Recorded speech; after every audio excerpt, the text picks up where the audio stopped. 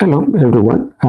This is Brother Benson, and I'm here with you this morning. And I'm still waiting for my co-panelist, that is Joseph and Mzalendo. So we are going to look into what happened during the week, especially for Monday, Tuesday, Wednesday into Friday of the politics. And this is what we call Meet the Press.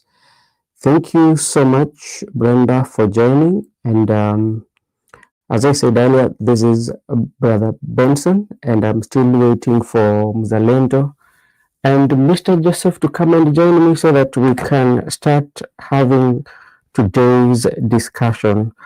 But let me go to the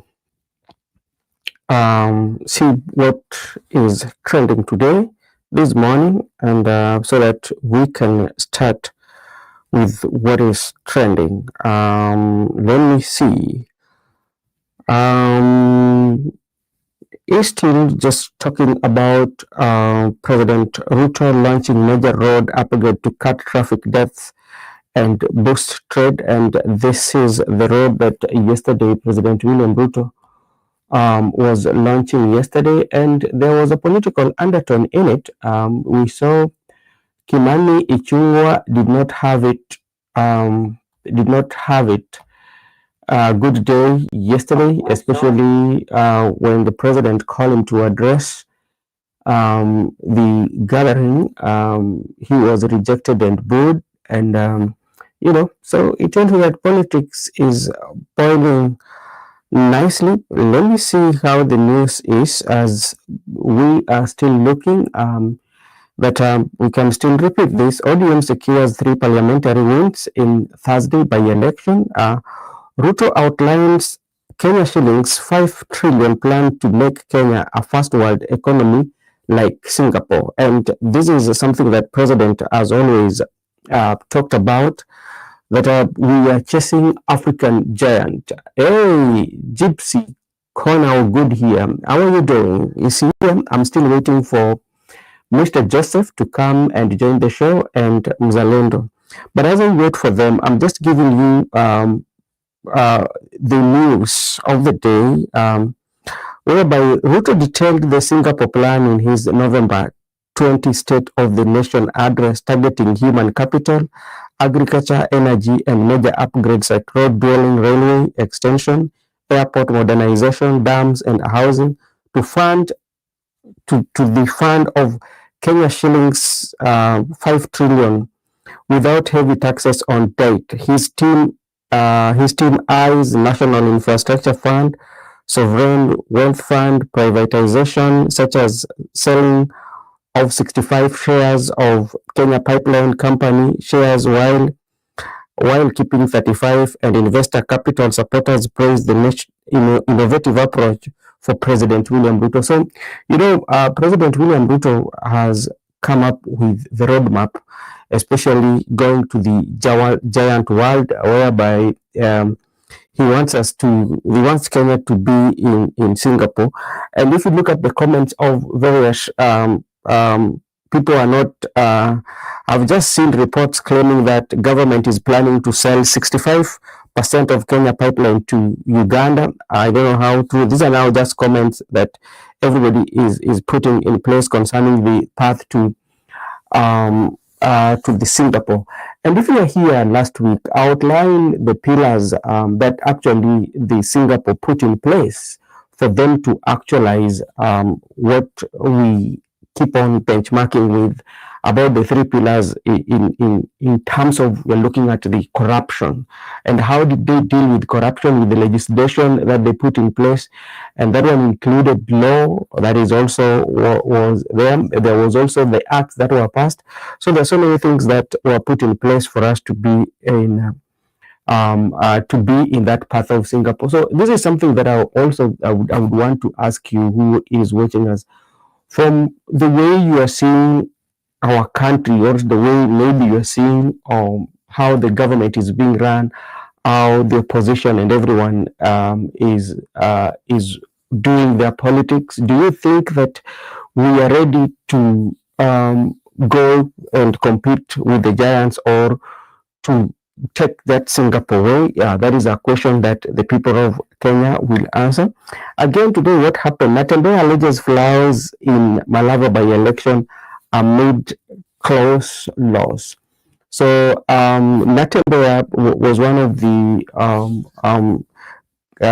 is a deputy party leader of DAP Kenya, and he has complained. And this is what Natembeya says: I wish to address the nation following the Malava by-election, which has exposed grave flaws in our democracy and electoral integrity. The contest was marred by unprecedented intimidation, harassment, militarization, and open voter bribery using government resources and tactics. Um, uh, Let me see, tactics to undermine the people's will rather than protect it. Despite this, the people of Malava displayed remarkable courage, standing firm against coercion. Their resolve is the true triumph. This raises a critical question: if such force and inducements are needed for one by-election, what does it mean for future national polls? I remain committed to defending Kenya democracy through every lawful means. It belongs to the people, and no pressure will change that. That is Natembeya. Oh, you are not getting me. Oh, let me see. All right, it is Chulo. I think you you don't get me. Your mic. My mic is still on. What is happening? Let me see. Check. Let me check at my audio. I can see my audio. I don't know where the problem is at, but I can see my audio. Let me try and check, because like I have camera somewhere here. Let me see if I can get my audio done. Hello, can someone hear my audio now? Is turn on your mic. Can Goodyear try? Is my audio okay? I don't know. Can you listen to me? Okay, because I'm using one of the mics is somewhere here. Let me try. Can you hear me? Hello, can you hear me now? Maybe you can hear me now. Let me see. My mic, I don't know whether the sound is coming. Yeah, can you hear me now? Yeah, I think now I can get. Okay, thank you so much for that. And we were just talking about what Natembeya was saying. And if you go to the comment section, I will read some of the comment sections that people are giving Natembeya. You guys did well. Those margins are very small for. Oh, turn my mic down. Oh, okay. All right. Let me see. Okay. Okay. Maybe the bits that I'm using. Okay. Thank you so much. What about now? Uh, Let me see. What is happening with this mic? Yeah. Let me see. It's coming from the camera. Now I need to also okay, sawa. If I'm clear now, I think it was coming from camera. Actually, let me show you the kind of mics that I'm using. I'm using Holy Land, and the Holy Land. This is the new Holy Land, whereby you can monitor. I did not monitor it, though. I have like the way I usually monitor it. So sorry for that. It was so loud. And thank you so much. And as we continue, the Malava by-election exposed cracks in electoral system. Kwanza cases are cases of coercion, So that is what everybody is saying. That is according to the news that is trending again. Okay, another one is here. Ruto addressed crowds after his United Democratic Alliance swept key by-elections. And these ones are Ruto celebrate by-election wins and call for long-term vision. And I saw the president was congratulating only those who won in the broad-based government. He did not congratulate those who did not win. But I was just doing, I was looking at how many elective posts did we have. I think there were like 24, if I'm not wrong. Somebody might correct me. Then out of 24, opposition almost got quite a number. The United Opposition got quite a number of those votes. Should I be depressed? Why? Why should you be depressed? My head is bad and I'm not even 20. Kwa nini? Don't be depressed. Things will be okay. When you look at what happened in this by-election, there are so many things that we can ask ourselves as the people. There's so many things that we need to ask ourselves. Are we ready for it? And that's why I was asking about the winners and the losers in this election. So as I was saying earlier, I was just giving the briefs. Ruto celebrates by-election wins and calls for long-term. What Ruto addressed crowd. This is yesterday. Ruto addressed crowds after his United Democratic Alliance swept key elections, including narrow wins in Mbeere,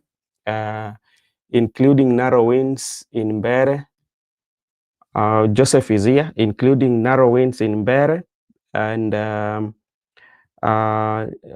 in Mbeere North and Malava. He dismissed opposition chants like one term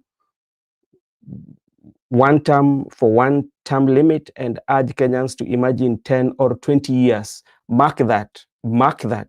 This is what President and lisikia hii kama bado hujasikia. I want you to listen to this. He dismissed opposition chants like one-term limit and urged Kenyans to imagine 10 or 20 years. So he told Kenya to imagine 10 or 20 years. And the reason why I'm picking about 20 years, remember how Cherargei has always tried and saying that the 5 years is not enough, and it was bringing in a legislation that can extend the term limit of the president. Could this one point something? That is a question that needs to be answered with time. We will know. So that is something that you have to know. The last one is DCP party win first 3 ward seats in Kenya by election, and this is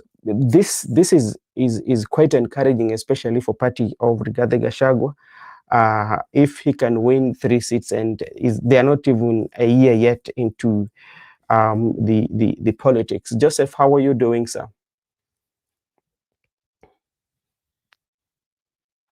Hello, Mr. Joseph.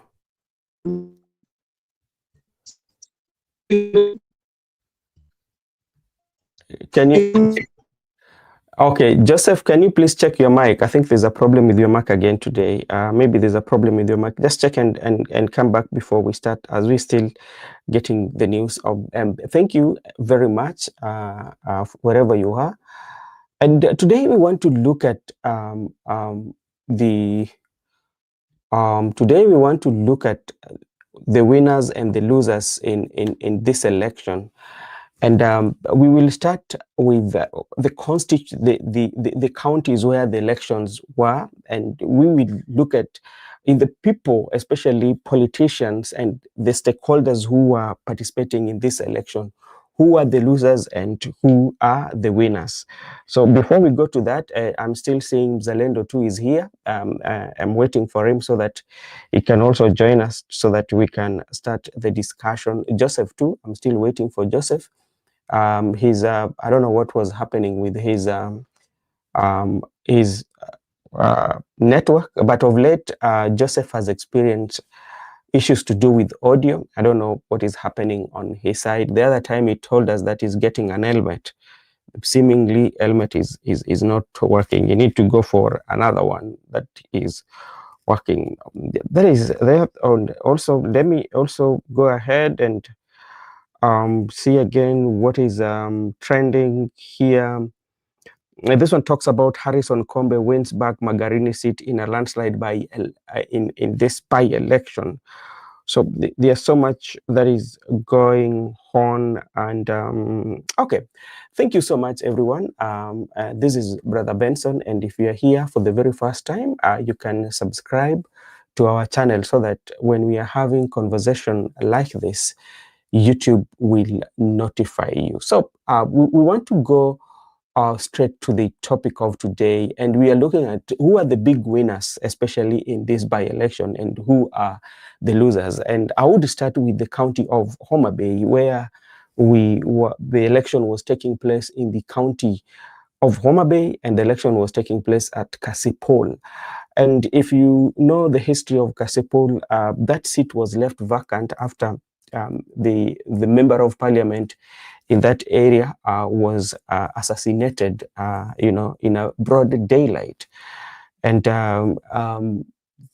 after being assassinated, the seat fell vacant. And I know the investigation is still going on, and I think there's a matter in the court. So from that area, the seat remained vacant. And if you look at it critically, people were analyzing that this was supposed to be a must-win for Gladys Wanga, because remember, Wanga, this is her project.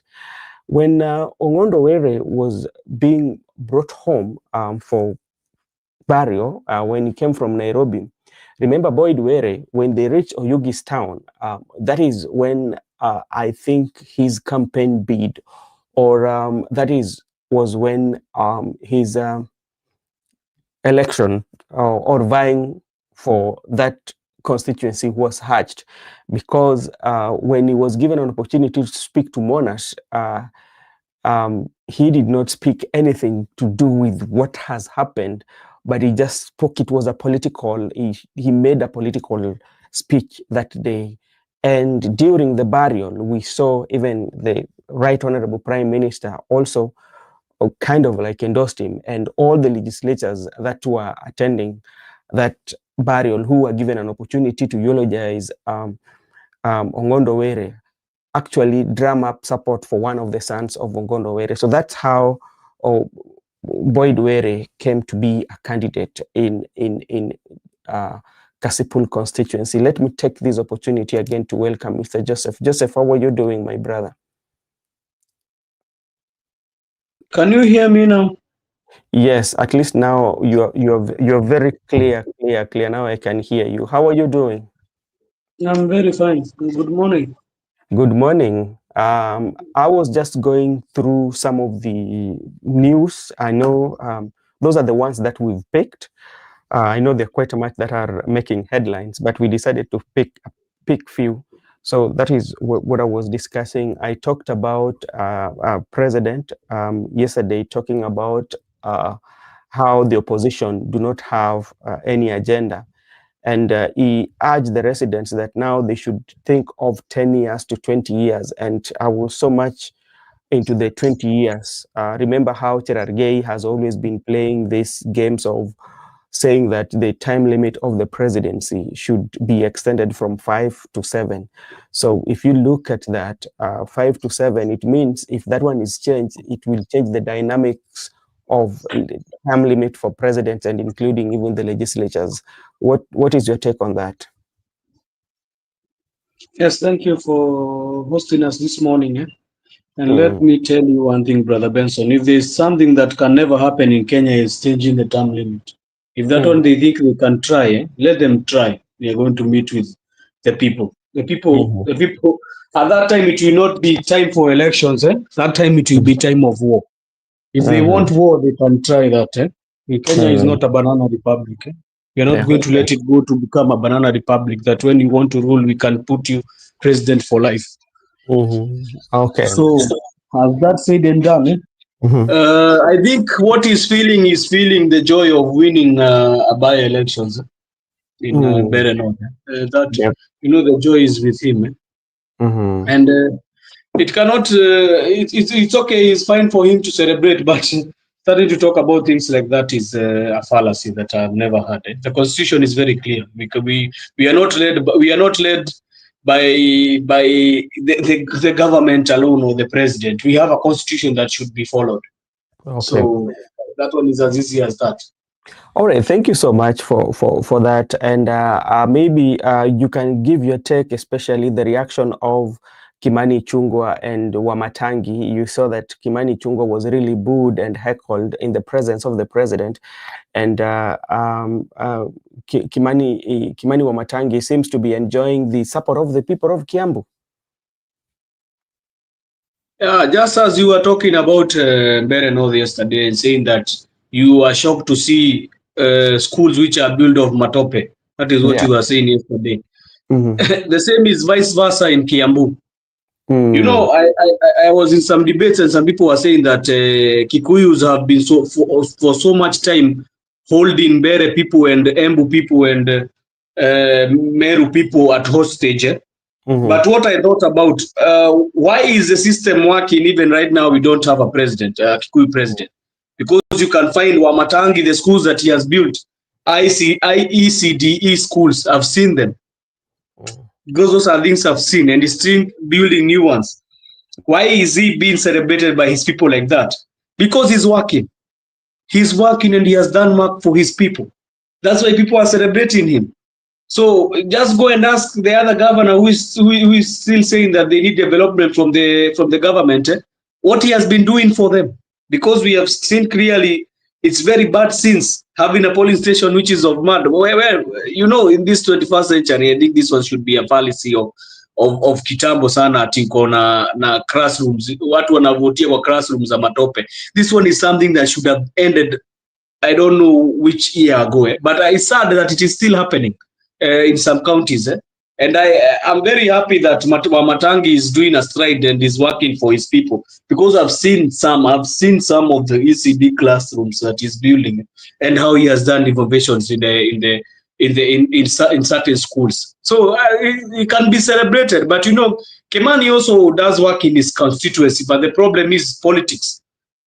His politics is the one people don't like. That's why he's jeered all the time.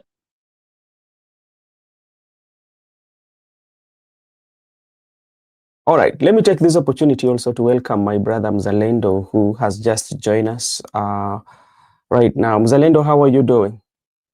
I'm doing great, brother Ben. Can you hear me? Okay, I can hear you well, my brother. Good. How have wiki yako imekuwa aje baba? No, we were here yesterday, I think, and the week has been okay. I think Mm-hmm. we've celebrated Thanksgiving Mm-hmm. with friends and family around, and I can't complain. We thank God for each and every day. Yeah. Okay, thank you so much. And we want to have a conversation because this is usually the meet the press. We tend to condense everything that happened in a week, maybe in a 1 hour or 2 hours or so if we extend. And we want to focus especially on the by-election that has just ended. We want to look at who are the winners and who are the losers. And also we want to know your perspective, both of you, the absence of the youths. And that is something that was really in the public domain. And Zalendo, I will start with you because like we want to go to the Oma Bay County. I want you to give us maybe the Oma Bay County.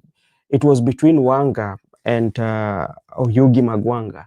If you look at what happened in Homa Bay, who are the big winners and who are the losers in this? I Okay, thank you very much, brother Ben. And sorry, I didn't say hi to Joseph here, my brother. Yeah, Hi, good Joseph. morning, Mzalendo. I'm very sorry your candidate, Aliona Dust. Oh yeah, yeah, yeah, yeah. And that is why we are here to analyze and dig deep to see what really happened in Kasipul. And I want to say hi to all the viewers who are watching this particular show. I'm Jambo. Good morning, wherever you are. Good night, where I am here. Mhm. Uh, it's a early morning. It's past midnight. Yeah. So yes, Oma Bay elections. We were watching it very cleanly, very closely.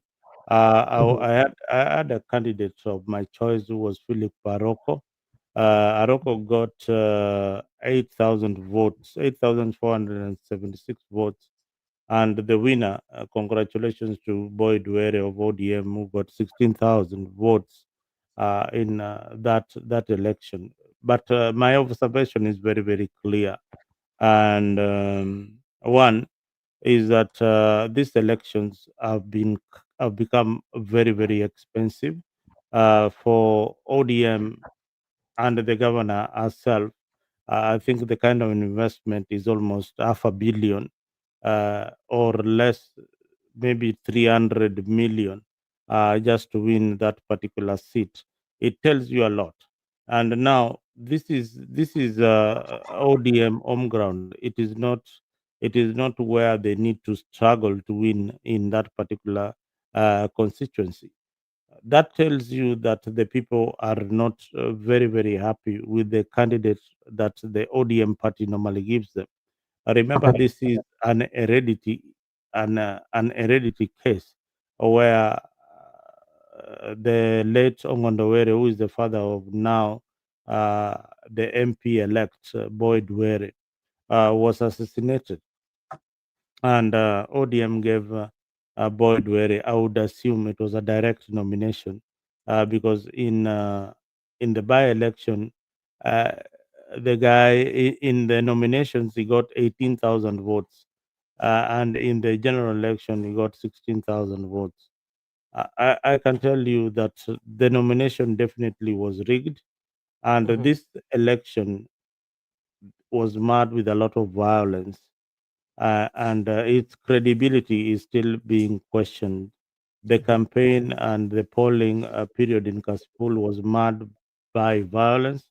Mhm. There were arrests, there were weapons seized, machetes, pangas, knives, high-profile incidents in that particular constituency, where even the MP for Homa Bay, Kaluma, was assaulted, and he came on air saying that he was assaulted by Aroko goons. So, as a chief agent in a polling station, being assaulted, that's a serious offense. Now, despite the tension and violence in that particular poll, ODM won, and Boyd Were carried the day. Now, my interpretation of this particular election is that uh, first, it lacks credibility. One, you the governor was out there saying that she used a lot of money Yeah. to campaign, to woo voters, and to bribe. And she said it in public. That we had to use a lot of money to give the voters.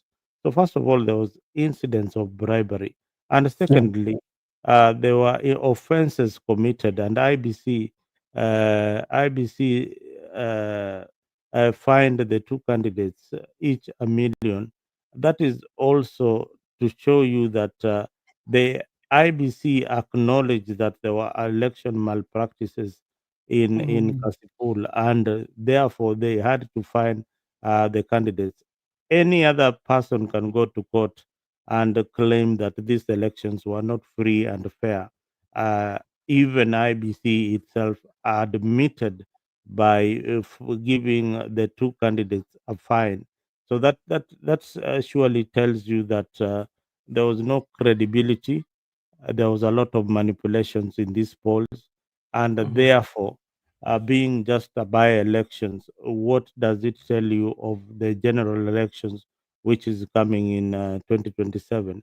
I Oh, think the kind of investment put by the candidates and the governor mhm. that is not worth it. For once, we hope that the people will be given a chance without coercion to vote for the person they want and without intimidation. Otherwise, that is my observation. Okay, so that is your observation. But before I bring in Joseph, we were looking at when you look at Homa Bay, because we want to deal with Homa Bay and go to another county. we are looking at the players in that rally or that election. We have Governor Wanga, we have DIG, not DIG, but we have DG, that is the deputy governor. We have Aroko and we have Boyd Were too. So, in your observation, now when we want to look at who are the winners, especially like now, we see like Gladys Wanga, for instance, do you think our political portfolio has really risen in Homa Bay County because that seat has been delivered, courtesy of her hard work and the money that she claims she has used, especially in the campaign? No, no, Brother Ben, this is an ODM stronghold. And Mm-hmm. the person they were contesting again is also a member of ODM.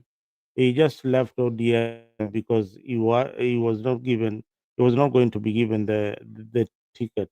It's Mm-hmm. like Gormaya playing against Gormaya in a soccer match, and the team that wins are both Gormaya players, but Mm-hmm. you can't see the kind of investment that was put in this election. For Gladys Wanga, this was a do or die because one, uh, she has to prove a point. There's a lot of speculations that Ruto might elevate her status to be the running mate in 2027, which is Mm-hmm. not there. It's a fallacy that is being sold to the locals to an extent that they are believing that that can happen. With what Mm-hmm. happened in Mbere, I don't think that there is a possibility of that. Having said that, yes, Gladys Wanga now comes back stronger than before, without Baba, and she can claim that she's the one who secured the victory for Boyd Were, which is a fact. Yeah, Without Gladys Wanga, Boyd Were would not have won the election. In the yeah, absence of the machinery put by ODM to win that particular constituency, Boyd Were would have not won. He had not. He didn't have. He didn't have the knowledge of the constituency. He didn't have mhm. the language to talk to the voters, and what elevated him generally is the presence of the ODM members of parliament, All right. Millie Odhiambo, Kaluma, and now the governor. And I think a lot of resources was also put into that campaign in order to Okay. stop Aroko Otete. But you see, Aroko gave a good fight. Without the resources, he doesn't control the county government. He doesn't control the goons. And again, you could see the number of goons that were deployed in that constituency for intimidation. So these elections they lack legitimacy, it, and they should be condemned by each and everybody who is looking at a fair and free Kenyan poll. All right. Everywhere there was violence. Thank you.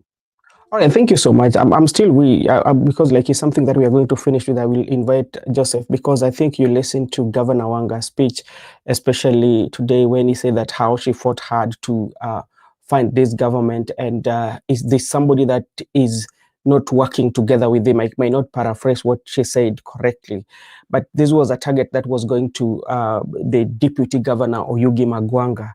And he was saying that if you feel that this government is not doing right, you should resign. Does that one mean that Oyugi Magwanga has been put on notice with Wanga, and maybe she can influence impeachment of Oyugi Magwanga, just in case anything in politics is possible? Hmm? Uh, do you want me to answer that? Yeah. Yeah, yeah. First of all, you need to understand how Magwanga became the deputy of Gladys Wanga. Gladys Wanga lied there that she picked Magwanga. No, Gladys Wanga at no point did she pick Magwanga as a deputy. That was done courtesy of Raila Odinga, who told Magwanga to step aside and not run for the race. You understand? So Mangwanga was supposed to run for in the gubernatorial race. So he stepped down and supported Gladys Wanga. And the reason is one: Magwanga comes from the Greater Kachuanyo, that is Karachuonyo area. That is the biggest voting block in Homa Bay, and he was seen as an hindrance as he contested in that poll in 2022. Gladys yeah. Wanga would have not been the governor. Somebody else would have been the governor because the votes would have been divided. So for her to come back and say that Magwanga did not play any role in our Mhm. victory, that's a big lie to the people of Homa Bay, and she knows it very, very well that without Magwanga, she would not be governor today in Homa Bay. Those are facts. Those are facts. She would All not right. be the governor. Okay, I agree with you 100% because if you look at the Homa Bay, the governorship of Homa Bay, especially, this was a negotiated.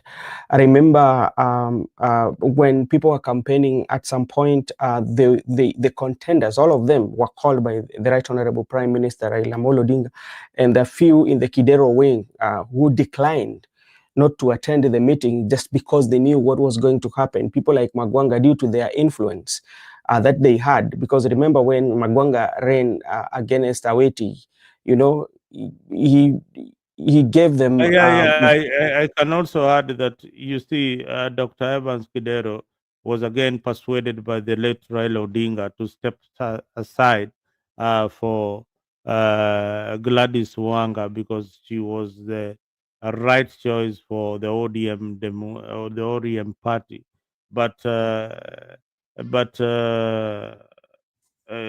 Kidero defied the late prime minister and told the prime minister that he will go for it. He doesn't Yeah. need ODM, so he went independent. Okay. I was there. I was in the middle of everything, and I saw even what they were exchanging. So it tells you that Gladys Wanga, first of all, did not win any nominations. She was given the ticket on a platter. These are the candidates who have been benefiting from Raila Odinga for a very long time, and Yeah. those are the facts. Those are the facts. You know.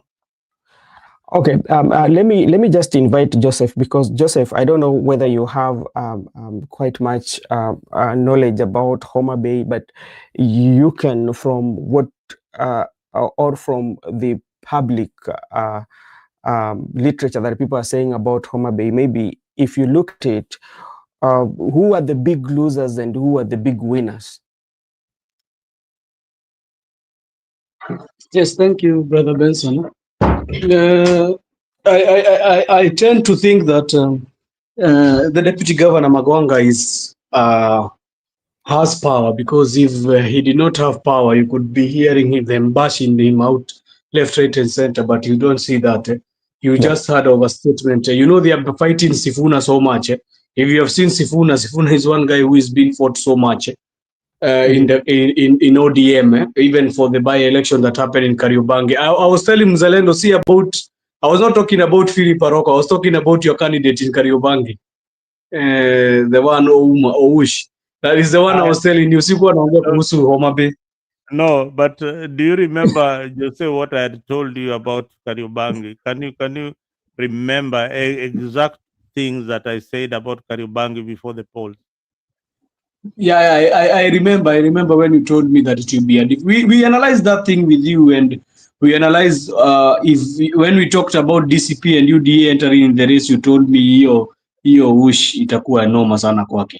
And I think one thing that helped DCP candidate in Kariobangi, as I go back to Homa Bay, was the unity between Irungu Nyakera and this other guy Kakuya and Benjadong.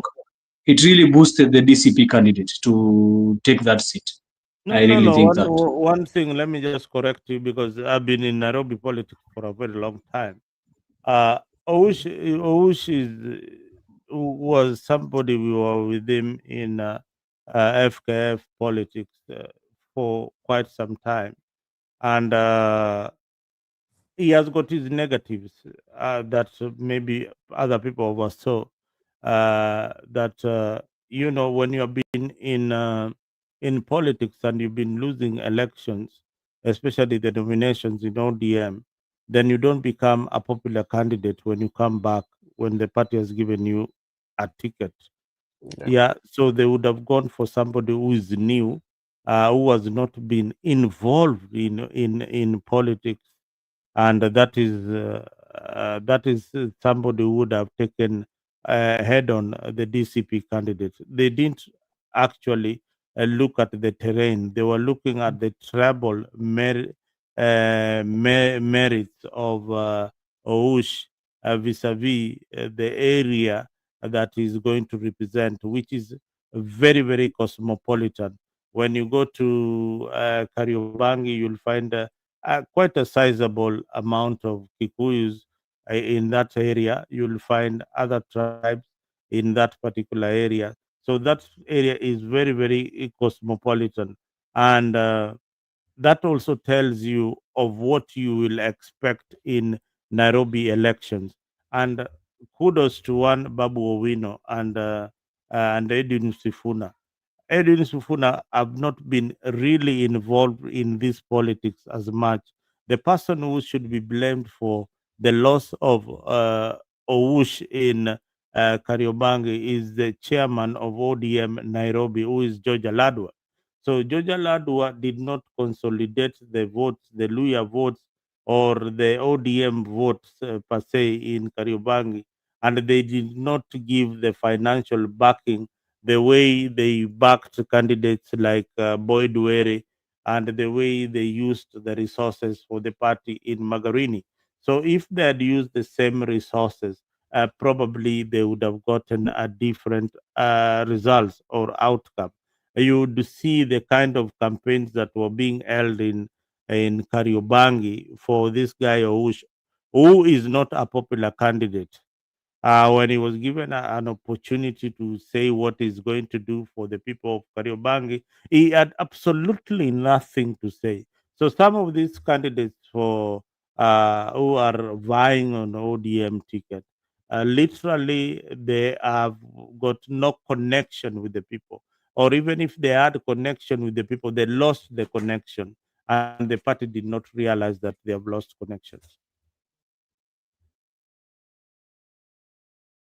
But brother Mzalendo, did you tell your candidate not to buy because you could have told him to save some money? No, no, no. Si vizuri Joseph, kukosa kumwambia heads up.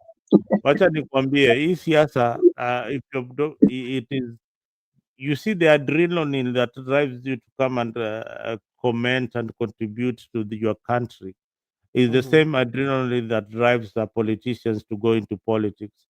It is something that you can't stop them. Even when they know that you are losing, they will not be, they'll not agree that they are losing, even if they don't have the numbers. Even if the wife, he knows literally she's not going to vote for him, they will still go ahead and uh, and participate in the process. So sometimes you let people wajikarange na inaitwaje Mafuta yao. wajikarange. Ah, Yeah. kuwa rafiki mzuri lakini ni sawa, nitakubaliana na wewe ukimwambia Okay. wajikarange na mafuta yake. Okay. Okay. Joseph, are you done with Homa Bay? No, I'm not done. I was waiting for, do you know, I brought in Zalendo for Kariobangi. We forgot. Now that is what I was telling you, Brother Beso. But what we have seen in Homa Bay is nepotism. You know, we have not seen any free fair.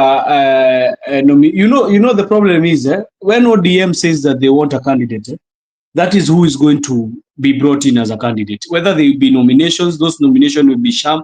There will be not kind of nomination. So I think so much ODM is in very good readers, because if the process was very free and fair, I think it could have been very flawless. Even they could not be arguing. Mzalendo has put it very well that it is ODM who was fighting ODM in Homa Bay, Mhm. because that Philip Paroko came in with as an independent. No? So it's like they were fighting, and these things have been seen all everywhere. At Ugenya, you see Mhm. Ugenya, this MP called His name is, I always forget his name. The Uganda MP. When he came in, he came in as an independent candidate, David and Ochieng. with MDG. No, not independent, with MDG party. Mhm. David Ochieng. And Yeah. you see, he was fighting Raila so much at the first, Mhm. because when they went for the nominations, I think they were full of sham and corruption and bribery that even I don't know if you can say that they were full of corruption, but maybe you were won fair and square. But most of of these nominations have been shameful. You can see them even when the men in black entered in Bomas. You Mhm. can really tell that it has not been very transparent. So I think Wanga used some money, and he used some of his influence to get that seat, and she got it. She got it. So I can say she now has some muscles to flex. All She's right. flexed some muscles within her. Okay, before we leave, this is my observation in Homa Bay. I would say that the biggest loser in Homa Bay, when we are looking at the by-election, is the Mzalendo. I know sometimes you may not agree with me, but I would say the deputy governor. The reason why I'm saying that is the biggest loser is that he came out quite much late. He did not declare his support early enough so that can energize the people to go and vote Aroko. Remember, he really joined Aroko at the tail end, and we know he usually comes from a larger, he has an influence in Homa Bay County.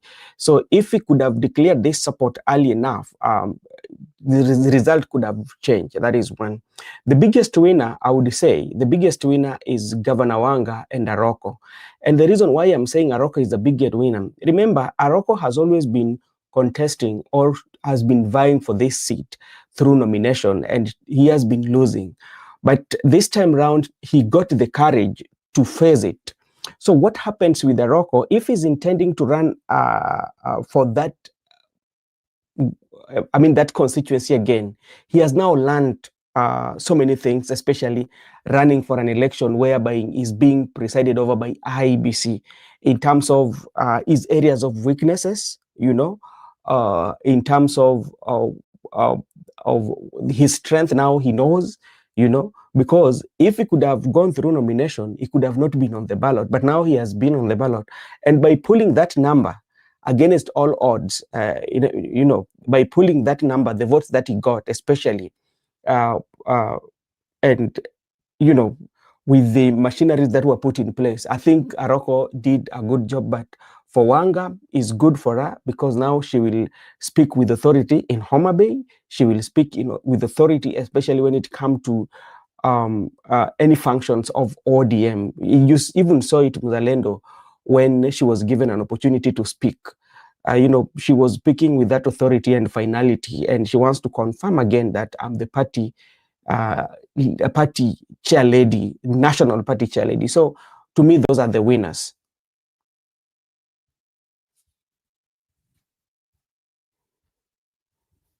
You're absolutely right when you say that Wanga is now speaking with authority.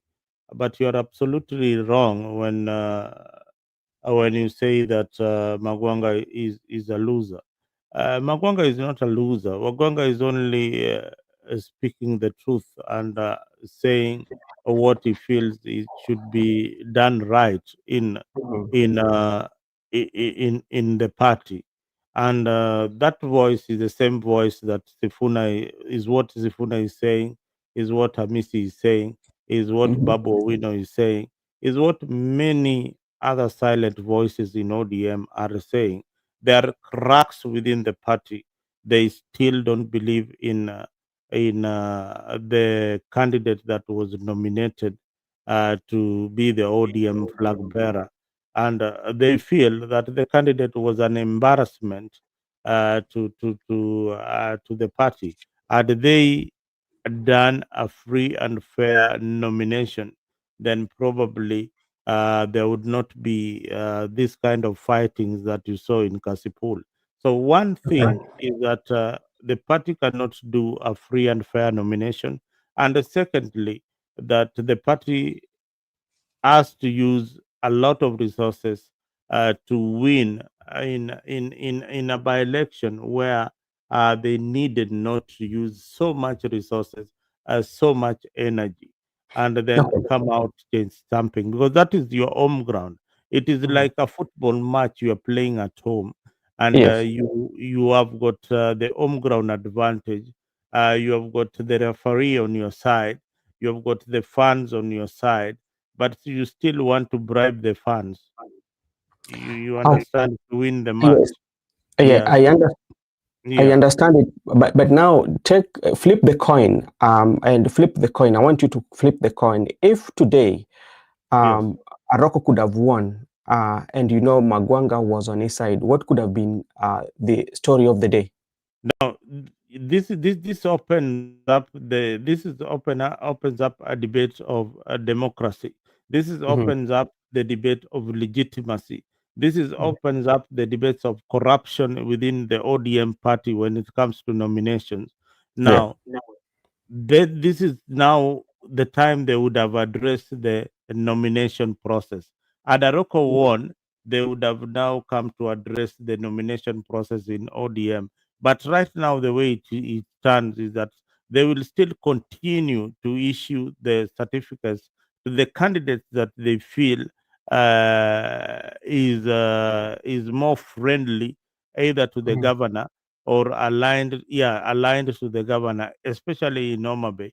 If you are not Yeah. aligned to the governor today, if you didn't participate in the by-elections in Kasipul, Mhm. you are going to face a lot of problems if the governor, like it has always been, the governor is the one who is going to issue the certificates to candidates of ODM to participate in the general election. So All right. my take, and this is very very important for the aspirants who feel that they need to participate in the 2027 elections.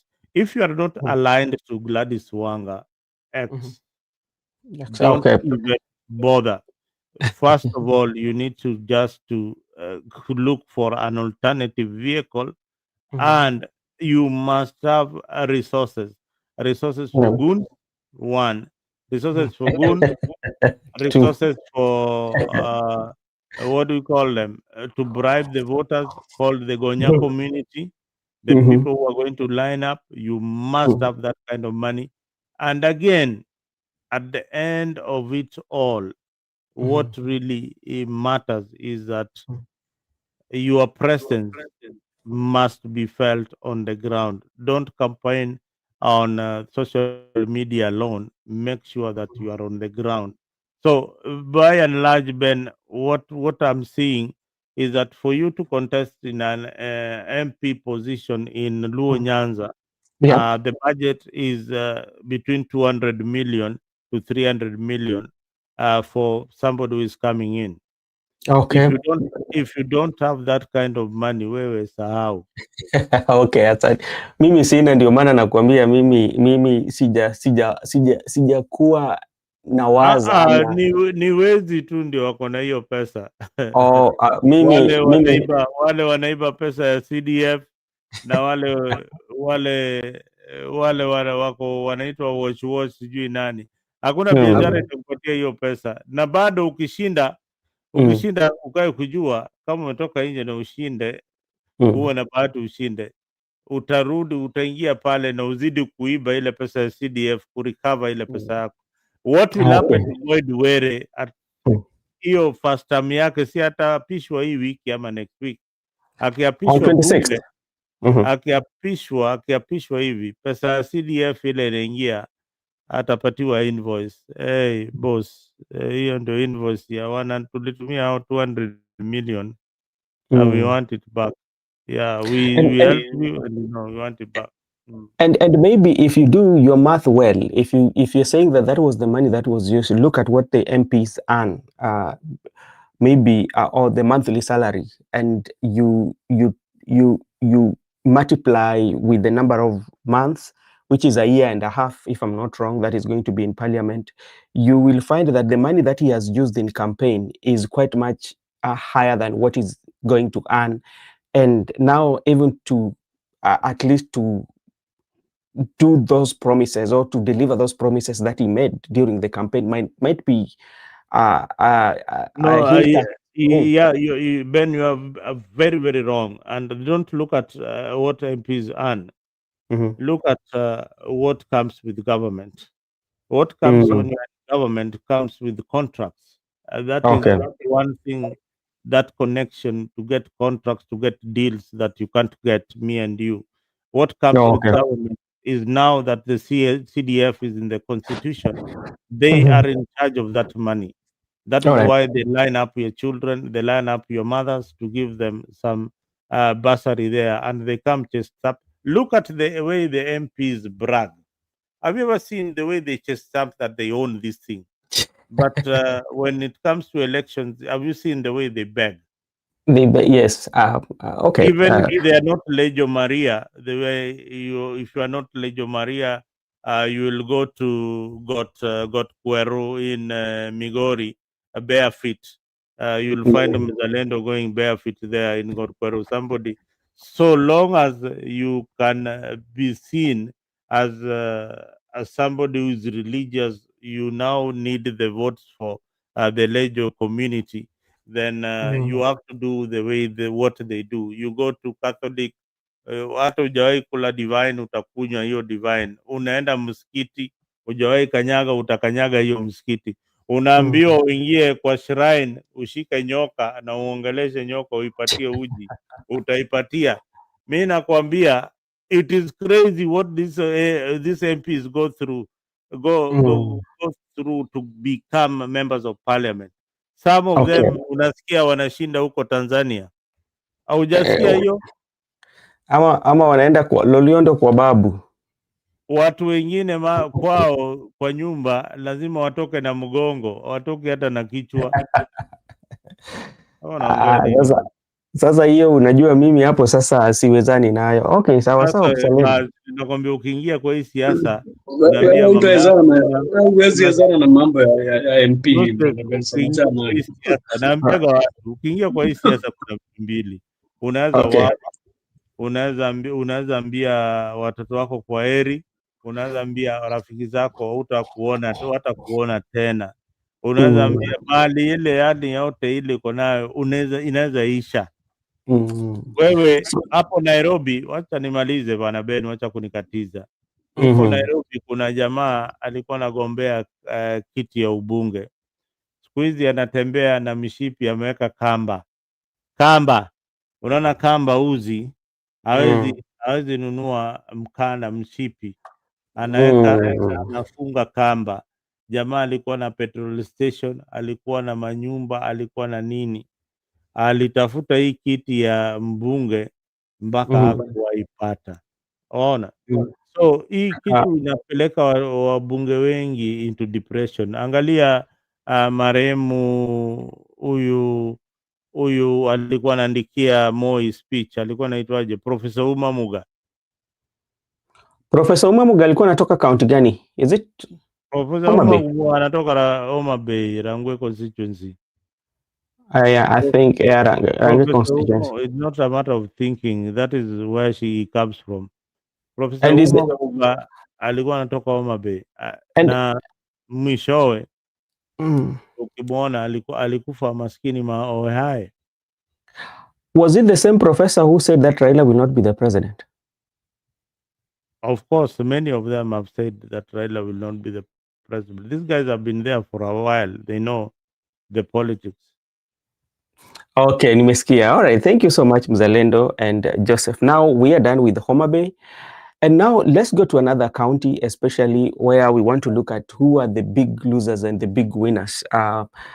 Now we are going to Western, and when we go to Western, we have here Mr. Malala Natembea, we have Bonnie Alwale, we have Moses Masika Wetangula, and we have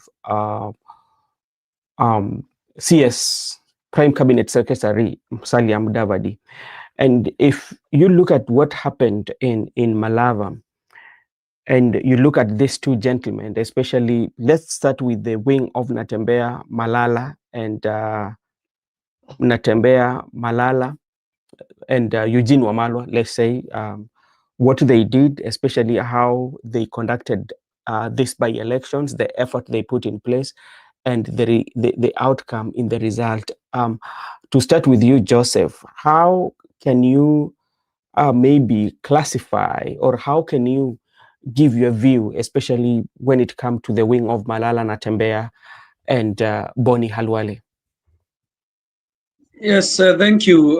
We all witnessed what happened in Malava. Malava was the by-election was mad with the skirmishes, voter bribery, and even as we can say, goonism. Yeah? And I think what we can talk about winners and losers. I think the Yep. team of Malava has proven a point that it is there and it is becoming dangerous. And it Yep. is becoming dangerous for Musalia Mudavadi and his company. You know, now Musalia Mudavadi does not have a party. Yeah. His party in UDA, he does not have his own party, so he's under the umbrella. So I think the main winners here, I can say that Musalia Mudavadi got the seat, but how did he get the seat? What did it take for him to get the seat? And Natembea comes from Trans Nzoia County, and he came to Kakamega. Yeah. And he has been having inroads, even though he was supported by only Malala and the other guy, Nanibuni Halwale. So I think they have a measure of themselves now. They can see if they were won by only 2,000 votes. Yeah. I've clearly seen that they can be able to give a run for the money for these guys, Moses Musalia Mudavadi. They can give him a run for his money in Western. So I think the Natembea team is okay. They tried and they got some votes. It was equally like a 50-50 race. But Musalia Mudavadi needs to rethink, because Okay. if this is his own backyard and is getting a too much problem in getting the votes, of winning this one in a landslide. In Homa Bay we can say it was quite a clean sheet. But in Malava, he needs to rethink about it. He needs to rethink about it, because the way this force is coming, Natembea force is coming, is not an easy force. All right, thank you. And now we want to look at when you look at especially the Natembea with the Tawe movement coming to Malava and winning that seat with that smaller margin. And when you look at the history of Malava, even during the time when Shoita Shitanda, I think, was running in that constituency, that has always been the the results whereby somebody who is winning usually does not win with such a larger margin. But now we are seeing young people, especially Natembea and Malala and Boni Halwale, who are coming and putting up that spirited fight despite the mobilization and the money that was poured by the government, and they can still put on that spirited fight. What does this one tell you? Maybe Zalendo, before I invite Joseph with another question. When you look at um, the three, I mean. Unmute, please. You are talking about Malava constituency. We are in Western right now. Yes. Yeah. You see, the by-election in Malava. First of all, we need to understand that it was triggered by the death of Malulu Ijendi. What does that tell you? When somebody dies, just the same way in Kasipul, then there is some kind of sympathy that also follows with it. All right, that the society, Africans, the way they look at things is that they want to give back. Yeah. So a UDA's candidate, David Ndakwa, and and the Democratic Action Party of Kenya candidate Seth Panyako. Seth Panyako was viewed as a very popular candidate compared to Ndakwa. And you can see with the margins that happened in that particular poll. So Ndakwa won the elections with uh, 1,354 votes only, and the other guy, Panyako, got 20,210 votes, and Ndakwa got 21,500 and something votes. So this election was closely contested. And you look at again the violence in this election.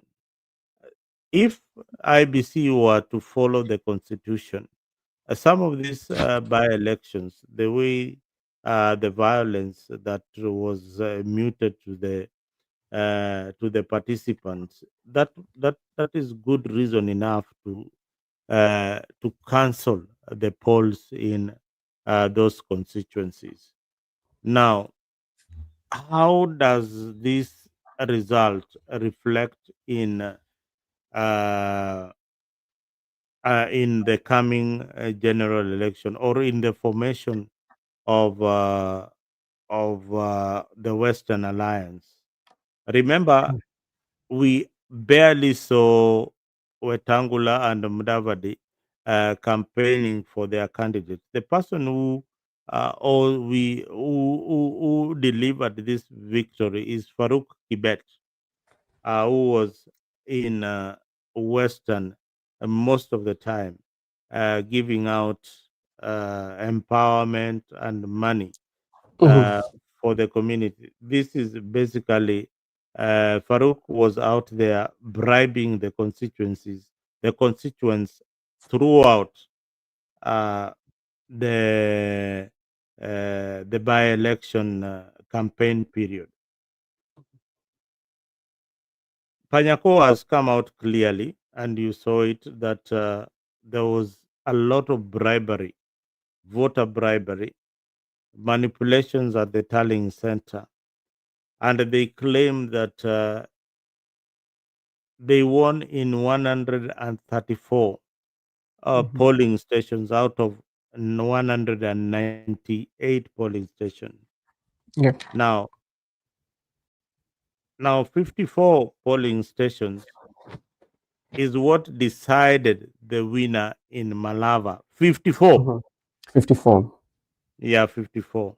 Now, this brings back the question of legitimacy in these particular polls. Mhm. Now, the 134 people who participated in the polls feel cheated. And that is why, if you go to Mbere, the UDA offices were burnt. If Mhm. you go to Malava, the community there will not see Ndakwa as their choice or as their representative. So this election this tension will go on until the general elections. Mhm. How they are going to bring the community together, it is up to the Western leaders or Mhm. the constituents to come together and now the elect MP to try and bring the people of who supported Panyako back to his camp. How he's Mhm. going to do it? He has got the time, 1 year to do it. Now, remember, DAP is just a party that was formed the other day by Eugene Wamalo. For them to push these candidates to the edge like this, it shows you that ODM and UDA combined, you know this. Ndakwa represents ODM and UDA combined forces, yeah, and resources. They could only beat a DAP candidate by 1,000 votes. Mhm. Only. you look at and this, if this is going to replicate in all the constituencies in Kenya, I can tell you there will be no much effort in the general elections Mhm. put by UDA or ODM in some of these constituencies. Some of these constituencies will be flipped. This is one of the constituencies that in 2027 can go to DAP Kenya Mhm. if they remain consistent, if they remain in, if they continue doing the kind of mobilization that they have been doing, if they continue selling the agenda of Luya Mhm. unity to the community. Luya is a toss up. It can go either way. If the oppositions are very, very keen in winning or beating Ruto in 2027, then they must consolidate to Western. Mhm. They must consolidate to Western. Nairobi, I think Nairobi is gone. Nairobi will go to the opposition. Nairobi, Okay. the ruling coalition will not win. Yeah. So before I bring in Joseph, despite all that, the legitimacy and everything that we saw, and now we are looking at the results with the big players who are on the forefront, especially to mention, we have Farouk Kibet, as you have mentioned, we have Natembea and Malala. Do you see some liberation coming along the way, change of leadership or change of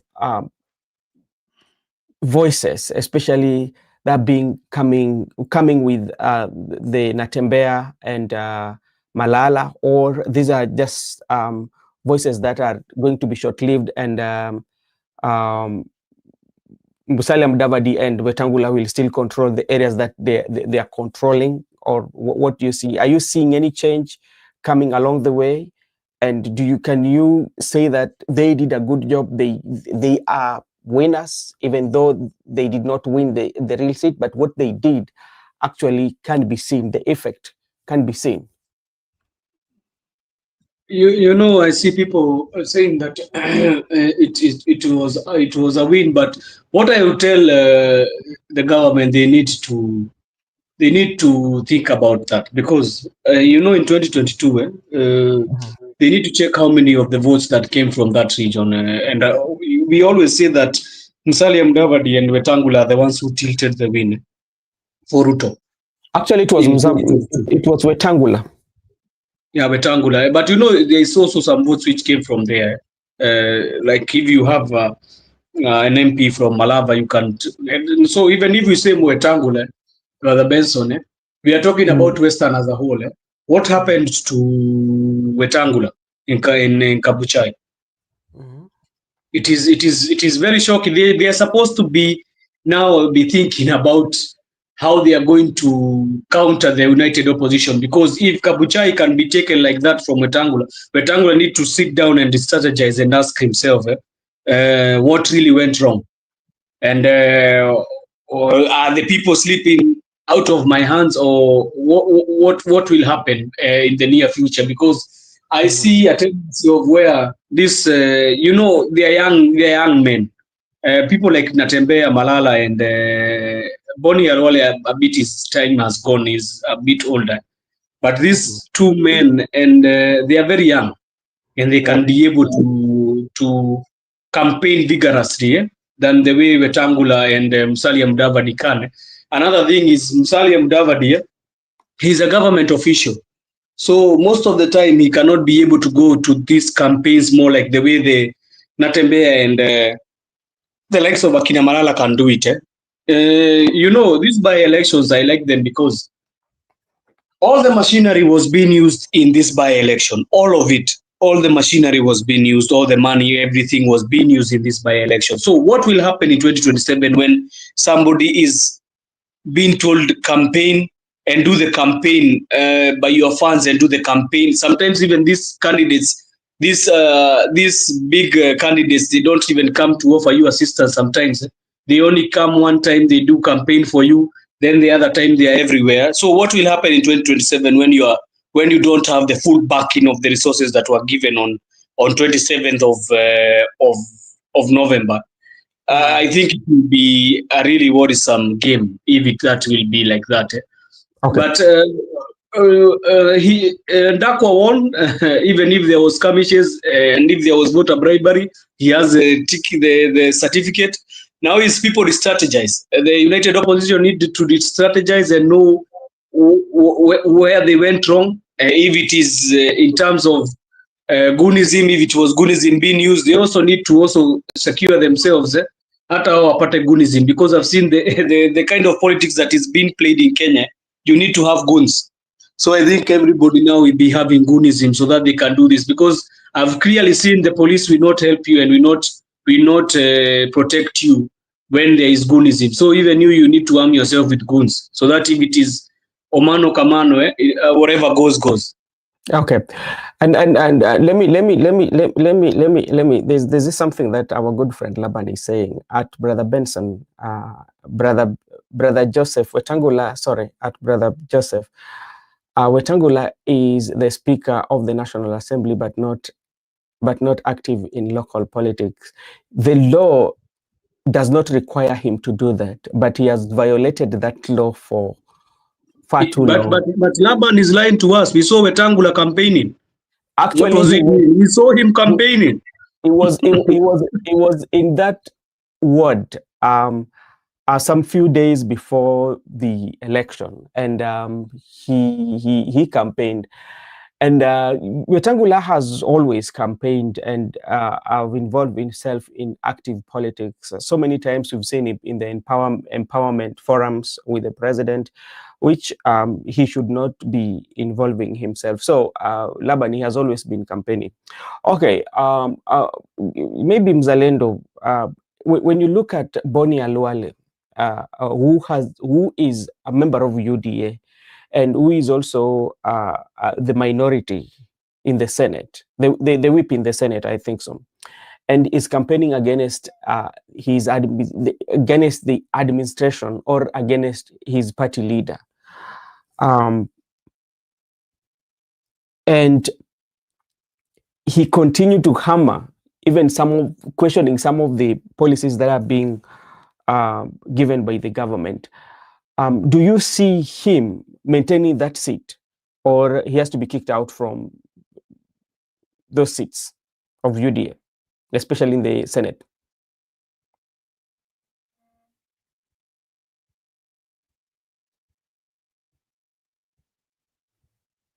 Unmute, please.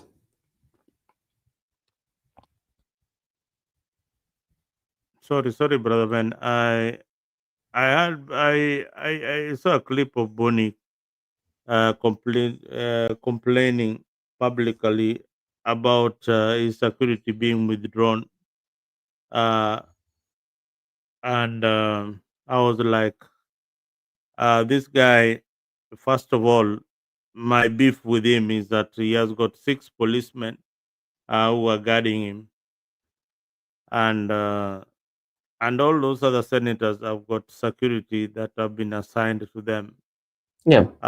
In the U.S., unless you are a leader in the Senate, is when you get at least one bodyguard assigned to you.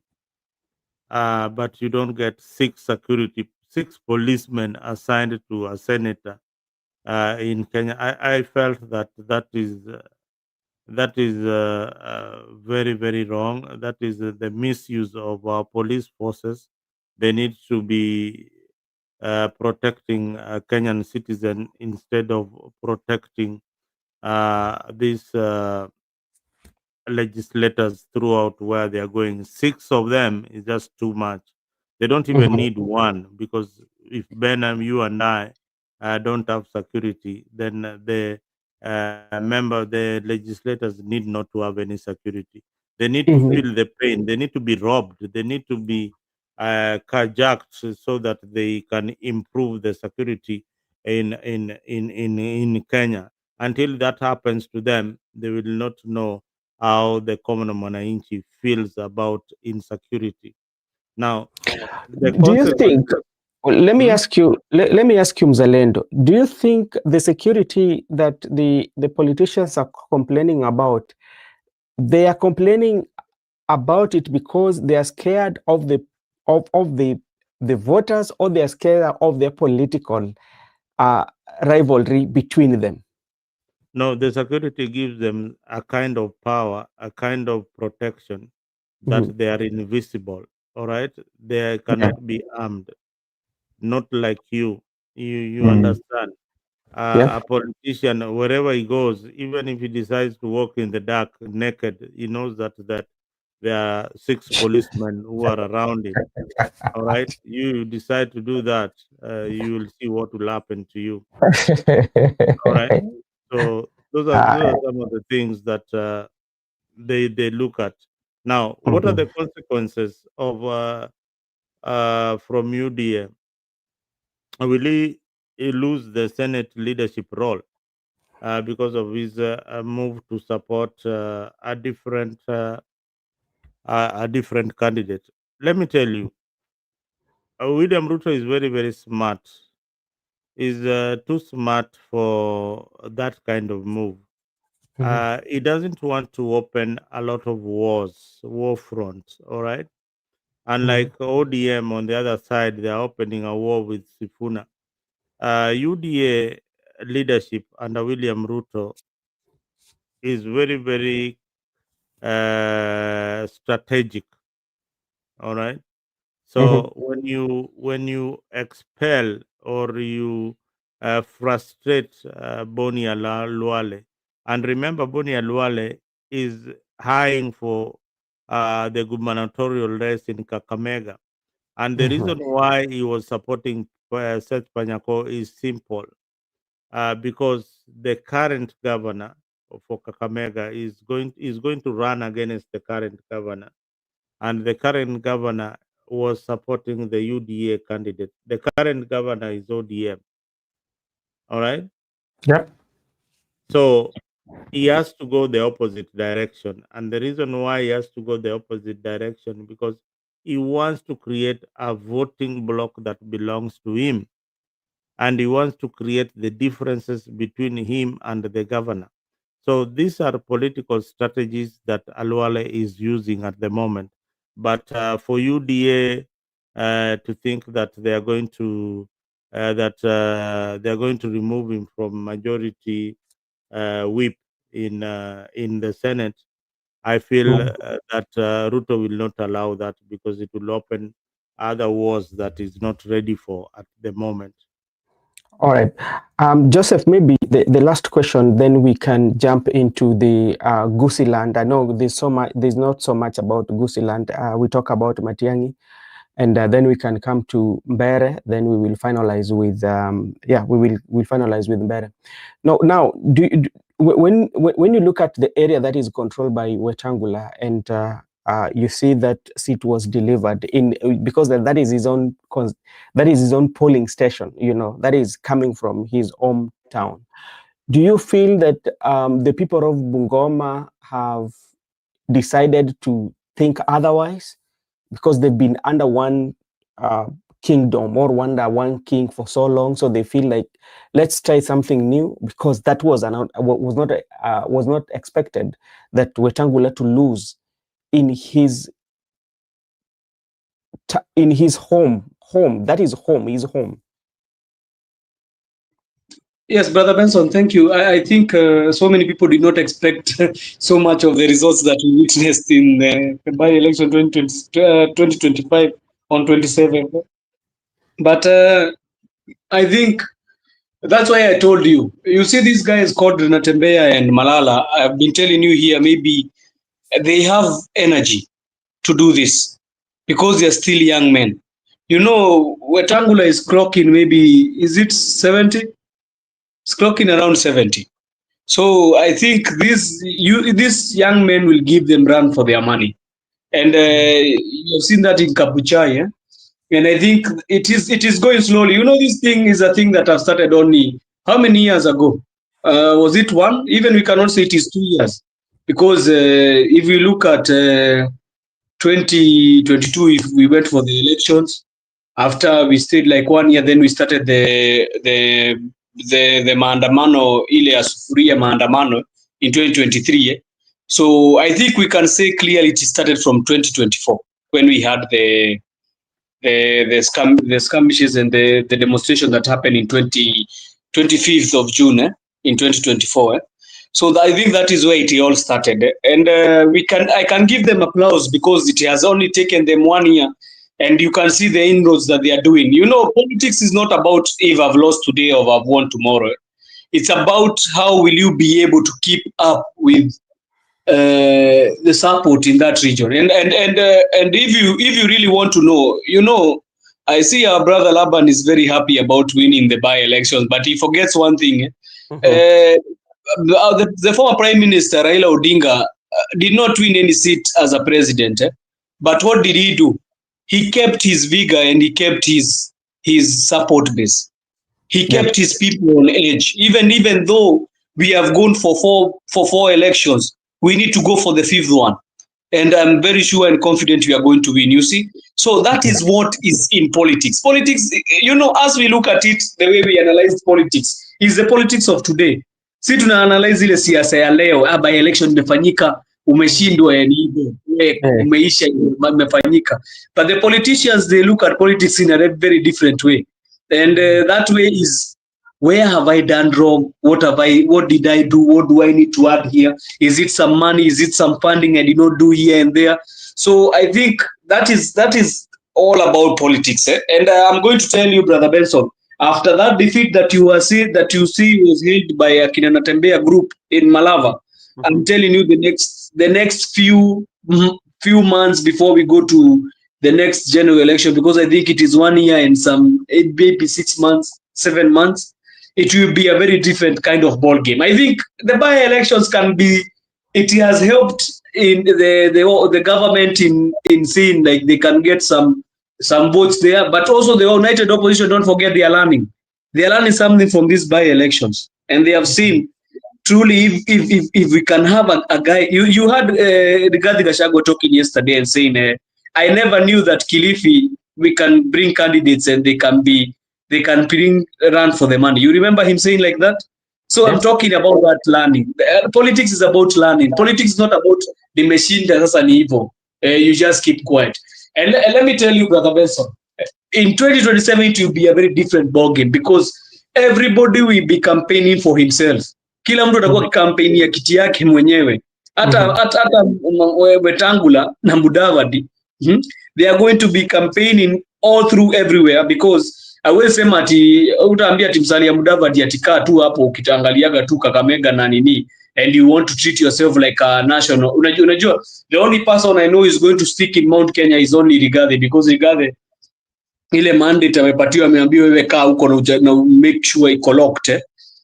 So what will happen really in 2027 will be another different kind of animal, because you cannot be able to use all your funding in 290 constituencies, in 47 senatorial seats, in 47 women representative seats, in almost 1,000 MCA seats, and you still want to 47 governors, and you are still running for the president. It will be very different game in 2027. This one can be a good perception. Maybe the government has taken it as a good perception for them, but also they need to know, also the united opposition also is taking some notes and seeing hapa tulifanya nini. Tujaribu kuweka tuguns kidogo, Brother Benson. Tujaribu kuweka nini kidogo, kama tunaona wanajaribu kuwasha moto, tutafanya nini hapa hivi, tushikashike, kuna nuts zimekazika kidogo. That is all about politics, and I've given you a very good example with the late Right Honorable Raila Odinga, what he did to his base. He really locked down his base, even though people saw he was won all the elections which passed. He really locked the base, because if it was another politician, Brother Benson, nadhani ange give up kitambo. Sidhani kuna politician angeendelea kusimama for elections after winning after losing five general elections. So that is all about politics. If people understand politics, Mhm. It's not about ati hizi mambo za nimeshinda leo sasa mambo iko cool iko everything. There is a thing Mhm. that Mzalendo said, there is he told you about a person who alikuwa anavaa nini kamba kwa mshipi. Mimi nitakwambia kuhusu MC wa huko kwetu alikuwa ameuza shamba bwana na aliuza shamba pahali wanasemaga maguta maguta. Unajua hizi shamba za maguta maguta, hizi shamba Mhm. unasikia ni nono nono aliuza shamba bwana ndio ajaze pesa ya campaign lakini vile alionyesha kwa hiyo kwa hiyo campaign, brother Benson Eh, as I talking right now, huyo jamaa alishikwa na stroke. mm. Wewe Jose That is unaongea what happened. tu. Wacha unajua hii election nyinyi mnaongea because you've not me have participated. Naweza kukuambia first hand first hand experience ya election. First unauza mpaka petrol station. Unauza kila kitu. Unauza nyumba. You sell your own house. Then unaenda unashindwa, ukirudi hauna nyumba ya kuingia. Wewe utaambia watu nini? Utaambia watu nini? Hauna, yani wewe umeenda uchaguzi, pesa imeenda, ne? Na hii pesa ulikuwa unapeana bribe, na ukirudi hauna mahali ya kulala. Eh? Ndio mzalendo, mimi I said truly I never eat money for these campaigns. Nilikula pesa hiyo Siasa mzee, and I still regret it till now, kwa sababu huyo mzee unajua mambo yake ya mwisho ile alisema hivyo ndivyo mmedecide kunifanya, ni sawa tu, nimemwachia Mungu. Sasa kama Kwani umeambiwa umeachiwa eh, Mungu, si ebu, kumaanisha hata mambo yako inaweza kosa kuenda vizuri. From there I stopped no, eating campaign money. I Joseph, stopped. Joseph, you know what? This is something that I think like everybody who wants to run for political office in Kenya, you have to prepare yourself fully. You have to find a way. 100% or maybe 99% of those who are running, you have to make sure that you have finance. Because Kenyan election, one, it is not all about uh, ideology, it's about money. And the money that you are spending, is not even spending on yourself, even spending it on just only to get a certificate. Yeah. Mtu atakwambia ulikuwa unataka certificate, mimi kuna venye naweza kuunganisha, yani ongee naye, utapatiwa kwa mtu wa pili. Huyo mtu wa pili nakwambia, si mimi sasa ndakupeleka kwa mama mpaka uone no, umeingia. Lakini mimi brother Benson nisema mimi sitakula pesa ya campaign, wacha tu ikae, kwa sababu ni unaona campaign. kama, yani you see the way you really wonder. Unapata grown as people who have been in politics for the Yeah. longest time, and Mhm. they know that politics is not even about policy and everything. There's nothing that it is policy. There's nothing like Brother Ben has got the best policies for and can articulate the policies of ODM. That is why we are going to give him the ticket. Mhm. Ukiangalia Kasipul, the candidate hata kujiexpress yenyewe ndiye ajui. Mhm. Ako na slogan inaitwa chude chude. Chude Chude, chude. chude chude hii ilitoka wapi? Nadhani ilitokana na ule kijana wa comedian mwenye anavaa kofia na anawacha macho yake hivi, na sijui anatoka Aero. Ni ujinga tu, yani tu chude chude. Yani so I don't know whatever it means chude chude. So Wanasema hivi. everybody is chude chude.